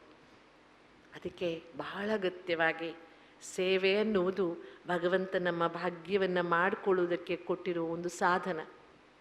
ನಾವು ಮಾಡದಿದ್ರೆ ಯಾವ ಕಾರ್ಯವೂ ನಿಲ್ಲೋದಿಲ್ಲ. ಆದರೆ ನಮ್ಮ ಭಾಗ್ಯ ಮಾತ್ರ ಅರ್ಧಂಬರ್ಧ ಆಗಿ ಉಳಿದೋಗ್ಬಿಡುತ್ತೆ. ನಮ್ಮ ಜೀವನದಲ್ಲಿ ನಾವು ಸಂತುಷ್ಟ ಆಗುವುದಕ್ಕೆ ನೀವು ವಿಚಾರ ಮಾಡಿ. ಇವತ್ತು ತುಂಬ ಜನ ಸೇವೆ ಮಾಡೋಕ್ಕಾಗದೆ ವಯಸ್ಸಾದ ಮೇಲೆ ಎಷ್ಟು ಪರಿತಪಿಸ್ತಾ ಇರ್ತಾರೆ, ಓಡಾಡೋಕ್ಕಾಗಲ್ಲ. ಮೊದಲೆಲ್ಲ ಎಷ್ಟು ಓಡಾಡ್ತಿದ್ವಿ. ಕೈಕಾಲು ಗಟ್ಟಿ ಇರೋರಿಗೆ ಯೋಗ ಮಾಡುವುದೇ ಅಷ್ಟೇ. ನಾನು ಯೋಗ ಮಾಡ್ತೇನೆ ಅಕ್ಕೋರೆ, ನಾನು ಯಾವ ಸೇವೆನೂ ಮಾಡಲ್ಲ. ಅವ್ರದ್ದೊಂದು ವಿಚಿತ್ರವಾದ ಪುರುಷಾರ್ಥ. ಕೆಲವರು ಇದ್ದಾರೆ, ಅವ್ರು ಏನೂ ಸೇವೆ ಮಾಡಲ್ಲ. ಅವ್ರು ಏನಪ್ಪ ಅಂದ್ರೆ ಹಿಂಗೆ ಬಂದು ನೆಟ್ಗೆ ಕೂತ್ಕೊಳ್ತಾರೆ. ಅವ್ರು ಕೂತ್ಕೊಂಡಿರೋ ಜಾಗದ ಬೆಡ್ಶೀಟನ್ನು ಎತ್ತಿ ಜಾಡ್ಸೋಕ್ಕೂ ಆಗಲ್ಲ ಅವರಿಗೆ. ಅವರು ಯೋಗ ಮಾಡ್ತಾರೆ. ನನಗನ್ಸುತ್ತೆ ಈ ರೀತಿ ಇಂಬ್ಯಾಲೆನ್ಸ್ ಪುರುಷಾರ್ಥದಿಂದ ಸಂತುಷ್ಟ ಸಿಗುತ್ತಾ? ಹೇಳಿ, ಸಿಗುತ್ತಾ? ಸಿಗಲ್ಲ. ನೀವು ವಿಚಾರ ಮಾಡಿ. ಇವತ್ತು ನಾವು ಕೂತ್ಕೊಂಡು ಊಟ ಮಾಡ್ತಿದ್ದೇವೆ ಅಲ್ವಾ? ನಾವು ಕಷ್ಟಪಡದೆ ಊಟ ಮಾಡ್ತಿದ್ದೇವೆ. ರೈತ ಏನಾದರೂ ನಾನೂ ಕಷ್ಟಪಡಲ್ಲ ನಿಮ್ಮ ಹಾಗೆ ಅಂತ ಕೂತ್ಕೊಂಡ್ರೆ ನಮ್ಗೆ ಅನ್ನ ಸಿಗುತ್ತಾ? ಸಿಗುತ್ತಾ? ಹೇಳಿ, ಸಿಗುತ್ತಾ? ಅವ್ರು ಕಷ್ಟಪಟ್ಟಿದ್ದಕ್ಕಲ್ಲ ನಮಗೆ ಸಿಗ್ತಿದೆ. ಹಾಗೆ ಸಂಗಮ ಯುಗದಲ್ಲೂ ಎಲ್ಲ ರೀತಿಯ ಸೇವೆ ಮಾಡಬೇಕು, ಎಲ್ಲ ರೀತಿಯ ಸೇವೆ. ನಾನು ಕರ್ಮ ಸಿದ್ಧಾಂತವನ್ನು ಆಳವಾಗಿ ಅಧ್ಯಯನ ಮಾಡಿದಾಗ ಶಾಸ್ತ್ರ ಪ್ರಕಾರ, ಈಶ್ವರೀಯ ಜ್ಞಾನದ ಪ್ರಕಾರ, ಇವತ್ತು ಮಮ್ಮ ಬೀಜ ಬಿತ್ತುವುದರ ಬಗ್ಗೆ ಬಹಳ ಚಂದ ಹೇಳಿದ್ದಾರೆ ಅಲ್ವಾ? ಬೀಜ ಬಿತ್ತಬೇಕು, ಅದರ ಬಹಳ ಚಂದ ಹೇಳಿದ್ದಾರೆ ನೋಡಿ. ನಾವು ಮಾಡಿದ ಕರ್ಮ, ಲೌಕಿಕದಲ್ಲಿ ಒಂದು ದಾಸರ ಮಾತಿದೆ, ನಾ ಮಾಡಿದ ಕರ್ಮ ಬಲವಂತವಾಗಿರಲು ನೀ ಮಾಡುವುದೇನು ಹರಿಯೇ ಅಂತ. ನಾ ಮಾಡಿದ ಕರ್ಮ ಅಷ್ಟು ಸ್ಟ್ರಾಂಗ್ ಇದ್ದರೆ ನೀನು ಮಾಡೋಕ್ಕಾಗಲ್ಲ. ಹಾಗಾದರೆ ಸೇವೆ ನಮ್ಮ ಈ ಕರ್ಮದ ಒಂದು ಒತ್ತಡವನ್ನು ಕಡಿಮೆ ಮಾಡುವ ಸಾಧನ. ಏನಂತೀರಿ ಗೊತ್ತಾ? ನಾವು ದೃಷ್ಟಿಯಿಂದ ಮಾಡಿದ ಪಾಪವನ್ನು ದೃಷ್ಟಿಯೋಗದಿಂದ ಕಳ್ಕೊಳ್ತೇವೆ. ನಾವು ಸಂಕಲ್ಪಗಳಿಂದ ಮಾಡಿದ ಪಾಪವನ್ನು ಶ್ರೇಷ್ಠ ಸಂಕಲ್ಪಗಳನ್ನು ಮಾಡಿ ಮಾಡಿ ಮಾಡಿ ಕಳ್ಕೊಳ್ತೇವೆ.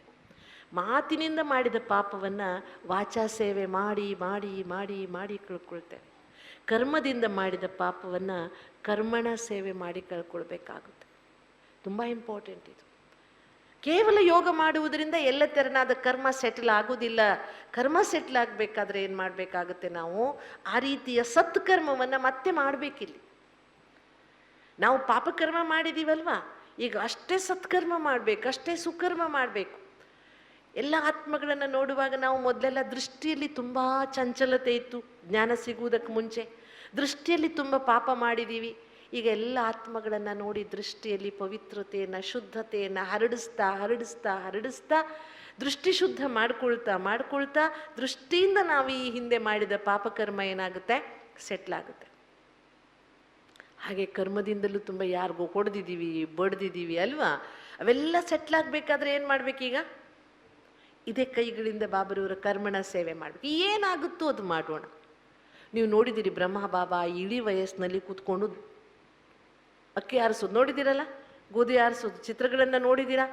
ಬಾಬನಿಗೇನು ಅವಶ್ಯಕತೆ ಇತ್ತು? ಕೋಟಿಗಟ್ಟಲೆ ಆಸ್ತಿ ಸಮರ್ಪಣೆ ಮಾಡಿದ್ದ, ಕೂತ್ಕೊಂಡು ತಿನ್ಬೋದಿತ್ತು. ನೀನು ಮಾಡಿಲ್ಲ ಅಂದರೆ ಯಾಕೆ ಮಾಡಿಲ್ಲ ಅಂತ ಕೇಳುವವರು ಯಾರೂ ಇರಲಿಲ್ಲ ಬಾಬನಿಗೆ. ಇದ್ರ ಅವನೇ ಯಜ್ಞದ ಮುಖಂಡ. ಹಾಗಿದ್ದೂ ಬಾಬಾ ಎಲ್ಲ ರೀತಿಯ ಸೇವೆಯನ್ನು ಮಾಡಿ ನಮಗೆ ಒಂದು ಮಾದರಿಯಾದರು. ಜೈಸಾ ಕರಂ ಮೈ ಕರೂಂಗಾ, ಮುಜೆ ದೇಖ್ ಸಬ್ ಕರೆಂಗೆ ಅವ್ರು ಕರೆಂಗೆ. ನಾನೆಂಥ ಕರ್ಮ ಮಾಡ್ತೇನೆ, ನನ್ನನ್ನು ನೋಡಿ ಉಳಿದವರು ಮಾಡ್ತಾರೆ ಅಂತ ಅಂದ್ಬಿಟ್ಟು. ಅದಕ್ಕೆ ತುಂಬ ಅಗತ್ಯವಾಗಿ ನಾವು ಸಂಪೂರ್ಣತೆಯನ್ನು ತಲುಪಬೇಕಾದ್ರೆ 4 ವಿಷಯಗಳಲ್ಲಿ ನಾವು ಬ್ಯಾಲೆನ್ಸ್ ಇಟ್ಕೊಂಡು ಹೋಗಬೇಕು. 4 ವಿಷಯಗಳಲ್ಲಿ ಕೇವಲ ಜ್ಞಾನವೂ ಅತಿಯಾಗುವುದು ಬೇಡ. ಅತಿ ಸರ್ವತ್ರ ವರ್ಜಯೇತ್. ಅತಿ ಅನ್ನುವುದು ಎಲ್ಲಿಯೂ ಕೂಡದು. ನಮ್ಮನ್ನು ನಾವು ಖುಷಿ ಪಟ್ಕೊಳ್ಳೋಣ. ಬಾಬಾ ಸಂಗಮ ಯುಗದಲ್ಲಿ ಶಿವಶಕ್ತಿಯರನ್ನು ಮುಂದಿಟ್ಟಿದ್ದಾರೆ. ಅದಕ್ಕೆ ಭಕ್ತಿ ಮಾರ್ಗದಲ್ಲಿ ಕಲಿಯುಗದ ಕೊನೆಯಲ್ಲೂ ಶಕ್ತಿಯ ಆರಾಧನೆ ಬಹಳ. ನೋಡಿ, ಈಗ ಎಲ್ಲ ಕಡೆ ಶಕ್ತಿಯ ಮಂದಿರಗಳು, ಹೊಸ ಹೊಸ ಹೆಸರಿನ ದೇವಿಯರು ಅಲ್ವಾ? ಹಾಗೆ ಸಂಗಮ ಯುಗದಲ್ಲಿ ಬಾಬಾ ಪಾಂಡವರನ್ನು ಮುಂದಿಟ್ಟಿದ್ದಾರೆ. ಅದರ ಯಾದಗಾರ ಏನು? ಭಕ್ತಿಯಲ್ಲಿ ಏನೇ ಪೂಜೆ ಮಾಡಲಿ ಫಸ್ಟ್ ಗಣೇಶ ಅಲ್ವಾ? ಪ್ರಥಮ ವಂದ್ಯ ಗಜಾನನ. ಈಶ್ವರನನ್ನ ಪೂಜೆ ರುದ್ರ ಮಾಡುವುದಿದ್ರು ನಮ್ಮ ಕಡೆ ಎಲ್ಲ ರುದ್ರ ಅಂತ ಮಾಡ್ತಾರೆ.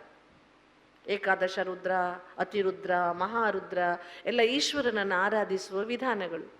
ಆ ರುದ್ರ ಮಾಡುವಾಗಲೂ ಮೊದಲು ಗಣೇಶ ಸ್ಥಾಪನೆಯಿಂದನೇ ಶುರುವಾಗುತ್ತೆ.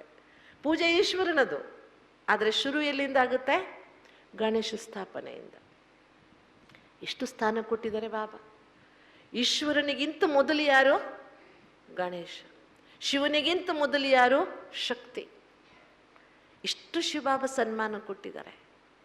ಪೆಹಲೆ ಆಪ್ ಪೆಹಲೆ ಆಪ್ ಪೆಹಲೆ ಆಪ್ ಅಂತ ಬಾಬಾ ನಮ್ಮನ್ನು ಮುಂದಿಟ್ಟಿದ್ದಾರೆ. ಅದನ್ನು ಸರಿಯಾಗಿ ಅರ್ಥ ಮಾಡಿಕೊಂಡು ಬಾಬಾ ಕಲಿಸುವ ಶಿಕ್ಷಣವನ್ನು 4 ವಿಷಯಗಳನ್ನು ಬ್ಯಾಲೆನ್ಸ್ ಆಗಿಟ್ಕೊಂಡು ಎಂದೂ ಅಹಂಕಾರ ಪಡದೆ ಜ್ಞಾನ, ಯೋಗ. ಏಕೆಂದರೆ ನಾವು ಯೋಗದಲ್ಲೂ ಯಾರೂ ಪರಿಪೂರ್ಣರಲ್ಲ. ವಿಯೋಗ ಆಗುತ್ತೋ ಇಲ್ವೋ, ಮಧ್ಯೆ ಮಧ್ಯೆ ಕಟ್ಟಾಗುತ್ತೋ ಇಲ್ವೋ, ಆಗುತ್ತೆ. ಅದಕ್ಕೆ ಮತ್ತೆ ಆಧಾರ ತಗೊಳ್ಳೋಣ, ಜ್ಞಾನದ ಆಧಾರ. ಯಾವಾಗ ನಮಗೇನಾದರೂ ಬಹಳಷ್ಟು ಕಾನ್ಸಂಟ್ರೇಷನ್ ಡೆವಲಪ್ ಆಗ್ತಿಲ್ಲಪ್ಪ, ಆಗ ಬಾಬನ ಹತ್ರ ಮಾತಾಡೋಕ್ಕೆ ಶುರು ಮಾಡಿದ್ರೆ ಆಯಿತು. ಒಂದೇ ಸ್ಥಿತಿ, ಆನಂದ ಸ್ವರೂಪದ ಸ್ಥಿತಿ ಆಗ್ತಾ ಇಲ್ಲ, ಬೇಡ ಬಿಟ್ಬಿಡೋಣ, ಬಾಬನ ಹತ್ರ ಮಾತಾಡೋಕ್ಕೆ ಶುರು ಮಾಡೋಣ, ಜ್ಞಾನದ ಆಧಾರ ತಗೊಳ್ಳೋಣ. ಬಾಬಾ ಏನು ಚಂದ ಭಾಗ್ಯ ಕೊಟ್ಟಿದೆಯಲ್ಲಪ್ಪ, ಏನು ಭಾಗ್ಯ ನಂದು, ಮಾತಾಡೋಕ್ಕೆ ಶುರು ಮಾಡಿ ನೀವು ಬಾಬನ ಹತ್ರ. ಆವಾಗ ಆಟೋಮ್ಯಾಟಿಕಲಿ ಯೋಗದ ಸ್ಥಿತಿ ಸುಧಾರಿಸ್ತಾ ಹೋಗುತ್ತೆ. ಧಾರಣೆ ಮಾಡೋಕ್ಕಾಗ್ತಿಲ್ಲ ಯಾವುದೋ ವಿಷಯದಲ್ಲಿ, ದಿನಾಲೂ ಅಂದ್ಕೊಳ್ಳಿ ನಾನು ಅದನ್ನು ಧಾರಣೆ ಮಾಡ್ತಿದ್ದೀನಿ, ನನ್ನ ಹತ್ರ ಮಾಡೋಕ್ಕಾಗುತ್ತೆ, ನಾನು ಮಾಡೋಕ್ಕಾಗ್ತಿದೆ ಅಂತ ಅಂದ್ಕೊಳ್ತಾ ಹೋದರೆ ಆ ಧಾರಣೆ ಮಾಡೋದಕ್ಕೆ ಸಾಧ್ಯವಾಗ್ಬಿಡುತ್ತೆ. ಹಾಗೆ ಸೇವೆಯಲ್ಲಿ ಎಂದೂ ಸಹ ಮನ್ಮಾನಿ ಮಾಡಬಾರ್ದು, ಮನಸ್ಸಿಗೆ ಬಂದ ಹಾಗೆ ಮಾಡಬಾರ್ದು. ಎಷ್ಟೇ ನಾವು ಮುಂದೆ ಹೋದರೂ ಸಫಲತೆಗೆ ಆಧಾರ ನಿಮಿತ್ತರ ಆಶೀರ್ವಾದ. ನಮಗೂ ಮೇಲೆ ನಿಮಿತ್ತರಿದ್ದಾರೆ. ನಾವು ಏನೇ ಮಾಡಲಿ ನಮ್ಮ ನಿಮಿತ್ತರ ಆಶೀರ್ವಾದದ ಅಡಿಯಲ್ಲೇ ನಾವು ಮಾಡಬೇಕು. ಆಗ ಮಾತ್ರ ಸಮಾಧಾನ ಸಿಗುತ್ತೆ. ಸಮಾಧಾನವಿದ್ದಲ್ಲಿ ಮಾತ್ರ ಪ್ರಸನ್ನತೆ ಇರುವುದಕ್ಕೆ ಸಾಧ್ಯ. ನನಗೆ ಯಾರೂ ಇಲ್ಲ, ವಿ ಡೋಂಟ್ ಕೇರ್, ನಮಗೆ ಬಾಬಾ ಒಬ್ಬನೇ, ಆ ರೀತಿ ಇದು ಬೇಡ. ಸಂಘಟನೆಯಲ್ಲಿ ಬಲ ಇದೆ. ಶಿವಬಾಬಾ ನಮ್ಮನ್ನೆಲ್ಲ ಸಂಘಟನೆಯಲ್ಲಿ ಸೇರಿಸಿ ಕೆಲಸ ಮಾಡಿಸ್ತಿದ್ದಾರೆ ಅಲ್ವಾ. ನಾನೊಂದ್ಸಲ ಸಮಯ ಆಗ್ತಾ ಬಂತು, ಲಾಸ್ಟಲ್ಲಿ ಹೇಳ್ತೇನೆ, ಬಡಿ ದಾದೀಜಿಯವ್ರ ಹತ್ರ ಒಂದು ಪ್ರಶ್ನೆ ಕೇಳಿದ್ದೆ. ನಾನು ಪ್ರಾರಂಭದಲ್ಲಿ ಬಂದಾಗ ನನಗೆ ಗೊತ್ತಿಲ್ಲ ಸೆಂಟ್ರು ಅಂದರೆ ಹೀಗೆಲ್ಲ ಇರುತ್ತೆ, ನಾವೆಲ್ಲ ನಡೆಸ್ಕೊಂಡು ಹೋಗಬೇಕು, ಅಣ್ಣಂದ್ರೆ ಅಕ್ಕಂದ್ರೆ ಬರ್ತಾರೆ, ಅದೆಲ್ಲ ಏನೂ ಗೊತ್ತಿಲ್ಲ. ನಾನೇನು ತಿಳ್ಕೊಂಡು ಬಂದಿದ್ದೆ ಗೊತ್ತಾ, ಪ್ರತಿ ಜನ್ಮ ಮನುಷ್ಯರಿಗಾಗಿ ಬದುಕಿದ್ವಿ, ಅಪ್ಪಂಗೆ ಅಮ್ಮಂಗೆ ಗಂಡಂಗೆ ಹೆಂಡತಿಗೆ ಮಕ್ಕಳಿಗೆ, ಇದು ಒಂದು ಜನ್ಮ ದೇವ್ರಿಗೋಸ್ಕರ ಬದುಕ್ಬಿಡೋದು ಅಂತ. ಅದಕ್ಕೆ ಬಂದ್ಬಿಟ್ಟೆ ನಾನು. ಸರಿನಾ? ಬಂದ ಮೇಲೆ ಗೊತ್ತಾಯಿತು ಇಲ್ಲಿ ಸೆಂಟರೆಲ್ಲ ನೋಡಬೇಕು. ಅರೇ ಬಾಪ್ರೇ, ಇವರೆಲ್ಲರ ಸಂಸ್ಕಾರಗಳು ಹೊರೆ ಹೊತ್ಕೋಬೇಕು. ಈಗೆಲ್ಲ ಅನೇಕ ಕಣ್ಣೀರು ಬರ್ತಾರೆ, ನಾವು ಸರೆಂಡರ್ ಆಗ್ತೀವಿ ಅಂತ. ನಮ್ಮಲ್ಲಿ ತುಂಬ ಜನ ಬರ್ತಾರೆ. ಯಾಕೆ ಸರೆಂಡರ್ ಆಗ್ತೀವಿ ಜ್ಞಾನ ಗೊತ್ತಿರಲ್ಲ, ಸೀದಾ ಬ್ಯಾಗ್ ಎತ್ಕೊಂಡು ಬಂದುಬಿಡ್ತಾರೆ ಸೆಂಟ್ರಿಗೆ. ಯಾಕಮ್ಮ ಸರೆಂಡರ್ ಆಗ್ತೀನಿ ಅಂದರೆ, ನನಗೆ ಅತ್ತೆ ಮಾವ ಇರೋ ಮನೆಗೆ ಮದುವೆ ಮಾಡಿಕೊಡ್ತಿದ್ದಾರೆ, ನನಗೆ ಅತ್ತೆ ಮಾವ ಬೇಡ, ನಿಮ್ಮ ಆಶ್ರಮದಲ್ಲಾದರೆ ಅತ್ತೆ ಮಾವ ಇರಲ್ವಲ್ಲ ಅದಕ್ಕೆ ಬರ್ತೀನಿ ಅಂತಾರೆ. ಹೌದು, ತುಂಬ ಜನ ಬರ್ತಾರೆ. ಅಂಥವ್ರಿಗೆ ನಾನು ಏನು ಹೇಳ್ತೀನಿ ಗೊತ್ತಾ, ನಿಮಗೆ ಅಲ್ಲಿ ಮದುವೆ ಮಾಡ್ಕೊಂಡು ಹೋದರೆ ಒಂದು ಅತ್ತೆ ಒಂದು ಮಾವ, ಇಲ್ಲಿ ಕ್ಲಾಸಿಗೆ ಎಷ್ಟು ಜನ ಬರ್ತಾರಲ್ಲ ಅಷ್ಟು ಜನ ಅತ್ತೆ ಮಾವನೇ. ನಾನು ಹೇಳ್ತೀನಿ, ಹೌದಾ ಇಲ್ವಾ ಹೇಳಿ ನೋಡೋಣ. ನೀವು ಹೌದಲ್ವಾ ಸತ್ಯ ವಿಚಾರ ಮಾಡಿ. ಸೆಂಟ್ರ್ನಲ್ಲಿರೋ ಅಕ್ಕಂದ್ರು 10 ರೂಪಾಯಿ ಕೊಟ್ಟವರು ಅಷ್ಟೇ ಅಧಿಕಾರ, 10,000 ಕೊಟ್ಟವ್ರದ್ದು ಅಷ್ಟೇ ಅಧಿಕಾರ. ಸ್ವಲ್ಪ ಏರುಪೇರು ಮಾಡಿದ್ರೆ ಅವ್ನು ರೊಕ್ಕ ಜಾಸ್ತಿ ಕೊಡ್ತೀನಿ ಅಂತ ಅವನ್ನ ಮಾತಾಡಿಸ್ತೀಯಾ ಅಂತ ಇವ್ರ ಮೇಲೆ ಉರಿದು ಬೀಳ್ತಾರೆ. ಅದಕ್ಕೆ ಕ್ಲಾಸಿಗೆ ಬರೋರೆಲ್ಲರೂ ಏನು ಹೇಳ್ರಿ, ತಪ್ಪು ತಿಳ್ಕೊಬೇಡ್ರಿ, ಅದ್ರ ಸತ್ಯ ಇದು. ಅರ್ಥ ಆಯ್ತಲ್ಲ? ಹಾಗಾಗಿ ತುಂಬ ಅಗತ್ಯವಾಗಿ ನಾವೇನು ಸಂಗಮ ಯುಗದಲ್ಲಿ ಬಂದಿದ್ದೇವೆ, ಶಿವಬಾಬಾ ಸಂಘಟನೆಯಲ್ಲಿ ನಮ್ಮಿಂದ ಸೇವೆ ಮಾಡ್ತಾನೆ. ನಾನು ಹೇಳ್ತಾ ಇದ್ದೆ ದಾದಿ ಹತ್ರ, ನಾನು ಪ್ರಶ್ನೆ ಕೇಳಿದೆ, ದಾದಿ ಇವರೆಲ್ಲ ಸೆಂಟರು, ಸ್ಟೂಡೆಂಟು, ಕ್ಲಾಸ್ ಮಾಡು, ಇವೆಲ್ಲ ರಗಳೆ ಯಾಕೆ? ಎಲ್ಲರಿಗೂ ಮನೆಗೆ ಮುರುಳಿ ಕಳಿಸ್ಬಿಡೋದು ಅತ್ಲಾಗೆ, ನಾವೆಲ್ಲ ಮಧುಬಂದಲ್ಲಿ ಇದ್ದು ಬಿಡೋದು. ಏನು ಚಂದ ಅಲ್ವಾ? ಯಾವಾಗಲೂ ಮಧುಬಂದಲ್ಲಿ ತಪಸ್ಸು ಮಾಡ್ಕೊಂಡು ಇದ್ಬಿಡೋದು, ಎಲ್ಲರ ಮನೆಗಳಿಗೆ ಮುರುಳಿ ಕಳಿಸೋದು, ಅವ್ರು ವರ್ಷಕ್ಕೊಂದ್ಸಲ ಮಧುಬನಕ್ಕೆ ಬರಲಿ. ನಾನು ದಾದಿ ಹತ್ರ ಸೀದಾ ಕೇಳಲಿಲ್ಲ, ಹೆದರಿಕೆ ಆಗ್ತಿತ್ತು. ಜಗದೀಶ್ ಬಾಯಿಜಿಯವ್ರ ಜೊತೆಗೆ ನಾನು ಭಾಳ ಈಸಿ ಇದ್ದೆ, ಯಾಕಂದರೆ ನಮ್ಮ ಟ್ರೈನಿಂಗ್ ಟೀಚರ್ ಅವರು, ಅದಕ್ಕೆ ಭಾಳ ಈಸಿ ಇದ್ದೆ. ಅವ್ರ ಹತ್ರ ಪ್ರಶ್ನೆ ಕೇಳಿದ್ದೆ. ಜಗದೀಶ್ ಬಾಯಿಜಿ ಏನು ಹೇಳಿದ್ರು, ಅವಾಗೆಲ್ಲ ಬಾಬಾ ಬಂದು ಹೋದ್ಮೇಲೆ ಮರುದಿನ ಜಗದೀಶ್ ಬಾಯಿಜಿ ಕ್ಲಾಸ್ ಮಾಡ್ತಿದ್ರು, ಮುರುಳಿಯ ಮಂಥನ. ನಾನು ಆ ಕ್ಲಾಸ್ನಲ್ಲಿ ಅವರಿಗೆ ಪ್ರಶ್ನೆ ಕೇಳಿದ್ದೆ. ಅದಕ್ಕೆ ಅವ್ರೇನು ಹೇಳಿದ್ರು, ಅಚ್ಚಾ बहुत अच्छा प्रश्न है, दादी से पूछेंगे. नहीं मैं नहीं पूछूंगी अंदे ना, नहीं मैं पूछूंगा अंदर. ಅವರು ದಾದಿ ಕೇಳಿದ್ರು ರಾತ್ರಿ ಕ್ಲಾಸ್ನಲ್ಲಿ, बहनों का प्रश्न है दादी, ये सब सेंटर खिट पिट क्यों है, सभी को मुरली भेज देंगे और सभी बहनें मधुबन में बैठ जाएगी. ಅದಕ್ಕೆ ದಾದಿ ಭಾರಿ ಚಂದ ಉತ್ತರ ಕೊಟ್ಟರು. ದಾದಿ ಏನು ಹೇಳಿದ್ರು, बाबा को इंस्टीट्यूशन नहीं बनाना है, बाबा को ना एक परिवार बनाना है. बाबा को संस्था नहीं बनानी है, बाबा को एक परिवार बनाना है. परिवार बनाने के लिए नज़दीक जाना पड़ेगा, आपस में मिलना पड़ेगा. इसीलिए आप लोगों को रखा है, सभी को परिवार में जोड़े. ಸಂಸ್ಥಾ ಬನಾನಾ ಹೋತಾ ತೋ ಐಸೆ ಬನಾ ಸಕ್ತೆ थे. ಇಷ್ಟು ಚಂದ ಕ್ಲಾಸ್ ಮಾಡಿದರು. ಅರ್ಥ ಆಯ್ತಾ? ಬಾಬನಿಗೆ ಸಂಸ್ಥೆ ಕಟ್ಟಬೇಕಾಗಿಲ್ಲ, ಬಾಬಾ ಒಂದು ಪರಿವಾರವನ್ನು ಸ್ಥಾಪಿಸಕ್ಕೆ ಬಂದಿದ್ದಾರೆ. ಇದು ಪರಿವಾರ, ಇದು ಸಂಸ್ಥೆ ಅಲ್ಲ. ಪರಿವಾರ ಆಗಬೇಕಾದ್ರೆ ಅಲ್ಲಲ್ಲಿ ಸಂಘಟನೆ ಇರಬೇಕು, ಪರಿವಾರವನ್ನು ನೀವು ಒಟ್ಟುಗೂಡಿಸ್ಬೇಕು, ಒಂದೇ ಸೂತ್ರದಲ್ಲಿ ತರಬೇಕು ಅದನ್ನು. ಆ ಕೆಲಸ ಮಾಡುವುದಕ್ಕೆ ತನ್ನ ಪ್ರತಿನಿಧಿಯನ್ನಾಗಿ ಬಾಬಾ ನಿಮ್ಮನ್ನು ಇಟ್ಟಿದ್ದಾರೆ.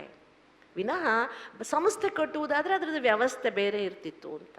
ಹಾಗಾಗಿ ನಾವೆಲ್ಲ ಒಂದು ಸಂಸ್ಥೆಯ ಸದಸ್ಯರಲ್ಲ, ನಾವೆಲ್ಲ ಒಂದು ಪರಿವಾರದ ಮಕ್ಕಳು, ಒಂದೇ ಪರಿವಾರದ ಒಂದೇ ಕುಟುಂಬದ ಮಕ್ಕಳು ನಾವೆಲ್ಲ.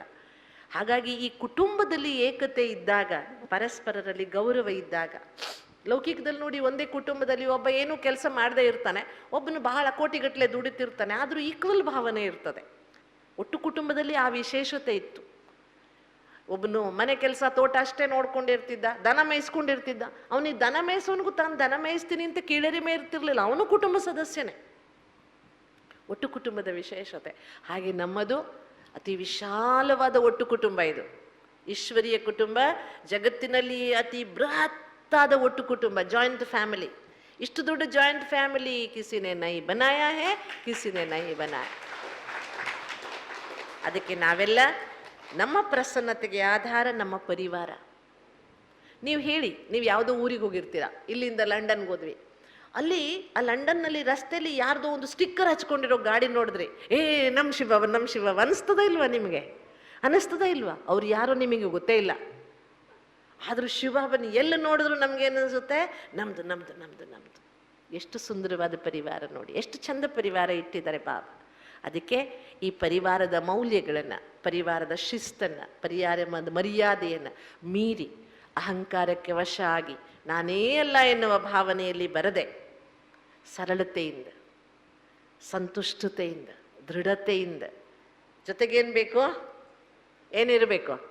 ಪ್ರಸನ್ನತೆಯಿಂದ ಇರಬೇಕಲ್ವಾ? ಇದೆಯಾ ಪ್ರಸನ್ನತೆ? ಈಗಂತೂ ಇದೆ. ಆಮೇಲೆ ನಾನು ನೋಡ್ತೇನೆ ಅಮೃತ ವೇಳೆಯಲ್ಲಿ ಯೋಗ ಮಾಡುವಾಗ, ಅರೇ ಬಾಪ್ರೇ, ಎಲ್ಲೋಗಿರುತ್ತೆ ಪ್ರಸನ್ನತೆ ಎಲ್ಲ? ರೂಮಲ್ಲಿ ಇಟ್ಟು ಬಂದಿರ್ತೀರಾ? ರೂಮಲ್ಲಿ ಇಟ್ಟು ಬಂದಿರ್ತೀರಾ ಅಮೃತ ವೇಳೆಯಲ್ಲಿ? ತಗೊಂಡು ಬನ್ನಿ ಜೊತೆಗೆ. ಅಮೃತ ವೇಳೆಯಲ್ಲಿ ಯೋಗಕ್ಕೆ ಬರುವಾಗಲೂ ಏನು ಮಾಡ್ರಿ? ಪ್ರಸನ್ನತೆಯನ್ನು ಜೊತೆಗೆ ತನ್ನಿ. ಸ್ಪೆಷಲ್ ಅಪಾಯಿಂಟ್ಮೆಂಟ್ ಪರಮಾತ್ಮನ ಜೊತೆಗೆ ಬಹಳ ಪ್ರೀತಿಯಿಂದ ಕೂತ್ಕೊಂಡು ಖುಷಿಯಿಂದ ಮಾತಾಡಬೇಕು. ನಾಳೆ ಬೆಳಿಗ್ಗೆ ಹಾಗೆ ಮಾತಾಡ್ತಿರಲ್ಲ, ಬಹಳ ಸ್ಪೆಷಲ್ ಅಪಾಯಿಂಟ್ಮೆಂಟ್. ನಾನು ಈ ಸಲ ಹೇಳಿದ್ನಲ್ಲ, ರಾಷ್ಟ್ರಪತಿಯವನಿಗೆ 15 ಜನರನ್ನ ಸ್ಪೆಷಲ್ ಭೇಟಿ ಮಾಡಿದ್ವಿ. ಆವಾಗಿನ ಹೆಮ್ಮೆ ನೋಡಬೇಕು ಎಲ್ಲರಿಗೂ. ಏನೂ ಇಲ್ಲ, ರಾಷ್ಟ್ರಪತಿನೂ ಒಬ್ಬ ಮನುಷ್ಯರೇ, ಬಟ್ ನಾವು ರಾಷ್ಟ್ರಪತಿಯನ್ನು ಭೇಟಿ ಮಾಡ್ತೇವೆ ಅಂತ ಏನೋ ಮೈಯೆಲ್ಲ ಒಂದು 10 kg ಜಾಸ್ತಿ ಆದ ಹಾಗೆ ಅಲ್ವಾ? ಏನೋ ಒಂದು ಹೆಮ್ಮೆ, ರಾಷ್ಟ್ರಪತಿ ನಮ್ಮನ್ನು ಭೇಟಿ ಆಗ್ತಿದ್ದಾರೆ. ಇಲ್ಲಿ ಯಾರು ಭೇಟಿ ಆಗ್ತಾರೆ ನಮ್ಮನ್ನ? ವಿಶ್ವಪಿತ. ಮಯಾಧ್ಯಕ್ಷೇಣ ಸರ್ವಶಃ, ಎಲ್ಲವೂ ನನ್ನ ಅಧ್ಯಕ್ಷತೆಯಲ್ಲಿ ನಡೀತಿದೆ ಅಂತ ಹೇಳಿದ್ದಾನೆ. ಇಡೀ ಜಗತ್ತನ್ನು ತನ್ನ ಅಧ್ಯಕ್ಷತೆಯಲ್ಲಿ ನಡೆಸುವಂತಹ ಸೂತ್ರೇ ಮಣಿಗಣ ಇವ, ನನ್ನ ಸುತ್ತಲೂ ಎಲ್ಲ ಒಂದೇ ಸೂತ್ರದಲ್ಲಿ ಬಂಧಿಸಲ್ಪಟ್ಟಿರುವ ಮಣಿಗಳು ನೀವಲ್ಲ ಅಂತ ಅದ್ಭುತವಾದಂತಹ ಭಗವದ್ ಪರಿವಾರ ನಮ್ಮದು, ಈಶ್ವರೀಯ ಪರಿವಾರ ನಮ್ಮದು, ದೈವಿ ಪರಿವಾರ ನಮ್ಮದು, ಬ್ರಾಹ್ಮಣ ಪರಿವಾರ ನಮ್ಮದು. ಈ ಪರಿವಾರದಲ್ಲಿ ಈ ಎಲ್ಲ ಮರ್ಯಾದೆಗಳಿಂದ ಒಗ್ಗಟ್ಟಿನಿಂದ ಇರೋಣ, ಈ ಮರ್ಯಾದೆಗಳನ್ನು ಪಾಲನೆ ಮಾಡಿಕೊಂಡು ಹೋಗೋಣ. ಈ ಮರ್ಯಾದೆಯ ಅಡಿಯಲ್ಲಿ ನಾವು ಸುರಕ್ಷಿತವಾಗಿರೋಣ ಅಲ್ವಾ? ಈಶ್ವರೀಯ ಮರ್ಯಾದೆಗಳೇ ನಮಗೆ ರಕ್ಷಣೆ. ನೋಡಿ, ಕೊರೋನಾ ಕಾಲದಲ್ಲಿ ಎಲ್ಲೂ ಉಣ್ಣಬಾರದು ಎನ್ನುವ ನಮ್ಮ ತತ್ವ ನಮ್ಮ ಎಷ್ಟೋ ಜನ BKಗಳ ಜೀವ ಉಳಿಸಿದೆ, ಹೌದಾ ಇಲ್ವಾ? ಯಾರನ್ನು ಮುಟ್ಕೋಬಾರ್ದು, ಯಾರ ವಸ್ತುಗಳನ್ನು ಉಪಯೋಗಿಸಬಾರ್ದು ಅಂತ ಸಿಂಪಲ್ ಆಚರಣೆಗಳು ನಮ್ಮನ್ನೆಷ್ಟೋ ಜನರನ್ನು ಕೊರೋನಾದಿಂದ ರಕ್ಷಿಸಿದೆ. ಬಾಬಾ ಕಲಿಸುವ ಎಲ್ಲ ನಿಯಮಗಳು ನಮ್ಮ ಜೀವನಕ್ಕೆ ಆಧಾರವಾಗಿ. ಓಕೆನಾ ಫ್ರೆಶ್? ಈಗ ಚೆನ್ನಾಗಿ ಬಾಬನ ಹತ್ರ ಮಾತಾಡೋಣ. ಬಾಬನ ಹತ್ರ ಮಾತಾಡ್ತೀರೋ ಜಗಳ ಮಾಡ್ತೀರಾ? ಜಗಳ ಮಾಡಲ್ಲ. ನೀವು ಹೇಳಿದ್ನ ಬಾಬಾ ಮಾಡದಿದ್ರೆ ಜಗಳ ಮಾಡಲ್ಲ. ಮಾಡ್ತೀರಿ, ಜಿದ್ದು ಮಾಡ್ತೀರಿ, ಪ್ರಶ್ನೆನೂ ಮಾಡ್ತೀನಿ. ಯಾಕೆ ನಾವು ಕಾಣಿಸಲ್ವಾ? ಇವರೊಬ್ಬರೇ ಕಾಣಿಸ್ತಾರ ನಿನಗೆ ಅಂತ ಹಂಗೆ ಕೇಳಬೇಡಿ. ಬಾಬಾ ನಿನ್ನ ಬಿಟ್ಟರೆ ನನಗೆ ಯಾರೂ ಇಲ್ಲ, ನಿನ್ನ ಹತ್ರ ಎಲ್ಲ ಹೇಳ್ಕೊಳ್ತೀನಿ. ಹಾಲಲ್ಲಾದರೂ ಅದು, ನೀರಲ್ಲಾದರೂ ಅದು, ನಿನಗೆ ಬಿಟ್ಟಿದ್ದು. ವಿಶ್ವಾಸದಿಂದ, ಸಮರ್ಪಣಾ ಭಾವದಿಂದ, ಅಂಡರ್ಲೈನ್, ಸಂಪೂರ್ಣತೆಗೆ, ಸಂಪನ್ನತೆಗೆ, ಸಂತುಷ್ಟತೆಗೆ, ಸಫಲತೆಗೆ, ಪ್ರಸನ್ನತೆಗೆ ಆಧಾರ ಸಮರ್ಪಣೆ. ಯಾವುದು ಆಧಾರ? ಸಮರ್ಪಣೆ. ಎಲ್ಲ ನಿನ್ನದು ಅನ್ನುವ ಮನೋಭಾವ.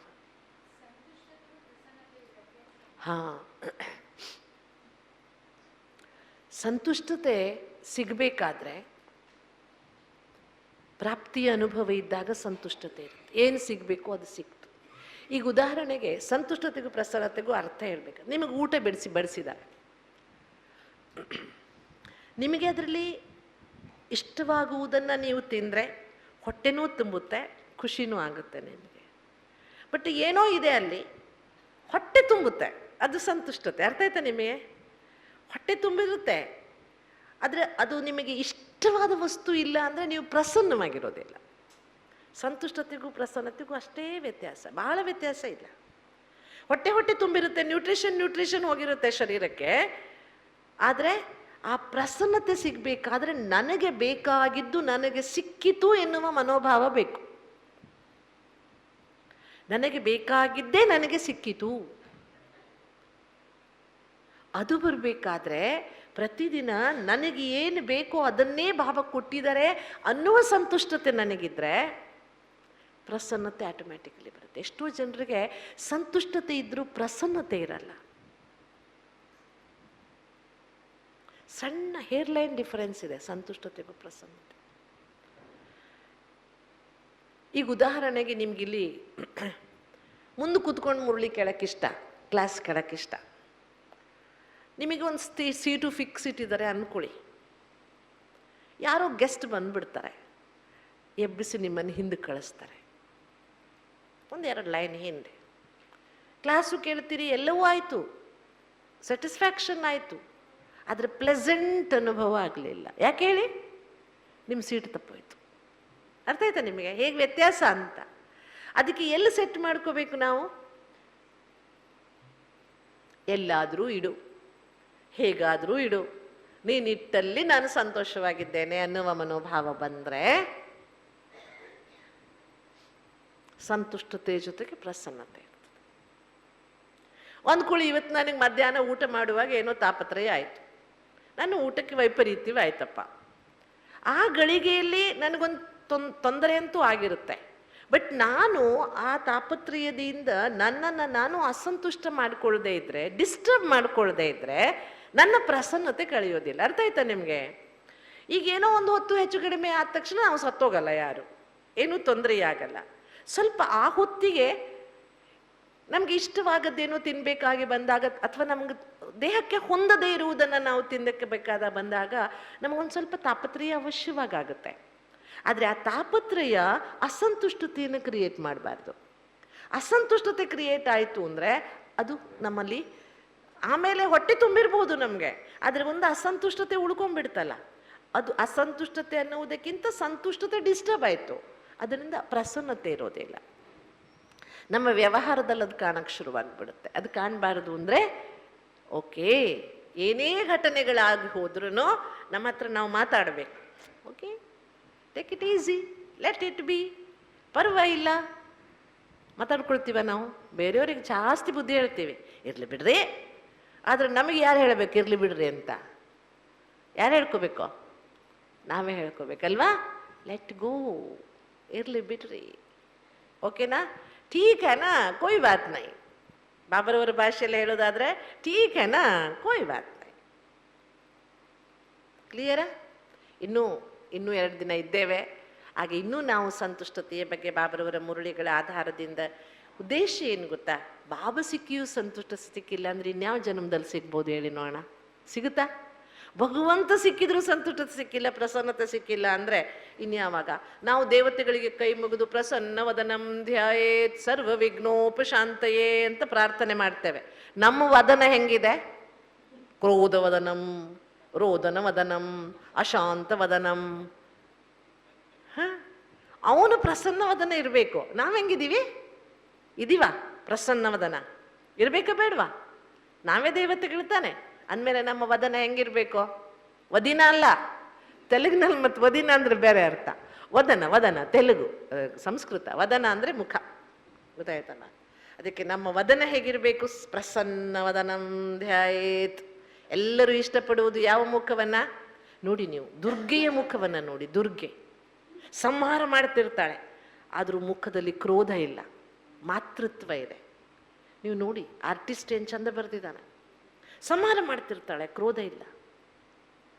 ನಮ್ಮ ಮುಖವು ಹೇಗಿರಬೇಕು? ಸುಮ್ಮನೆ ಮುಖ ಹಿಂಗೆ ಪ್ರಸನ್ನ ಮಾಡೋಕ್ಕಾಗಲ್ಲ. ಎಲ್ಲಿಂದ ಬರಬೇಕು? Face is the index of mind.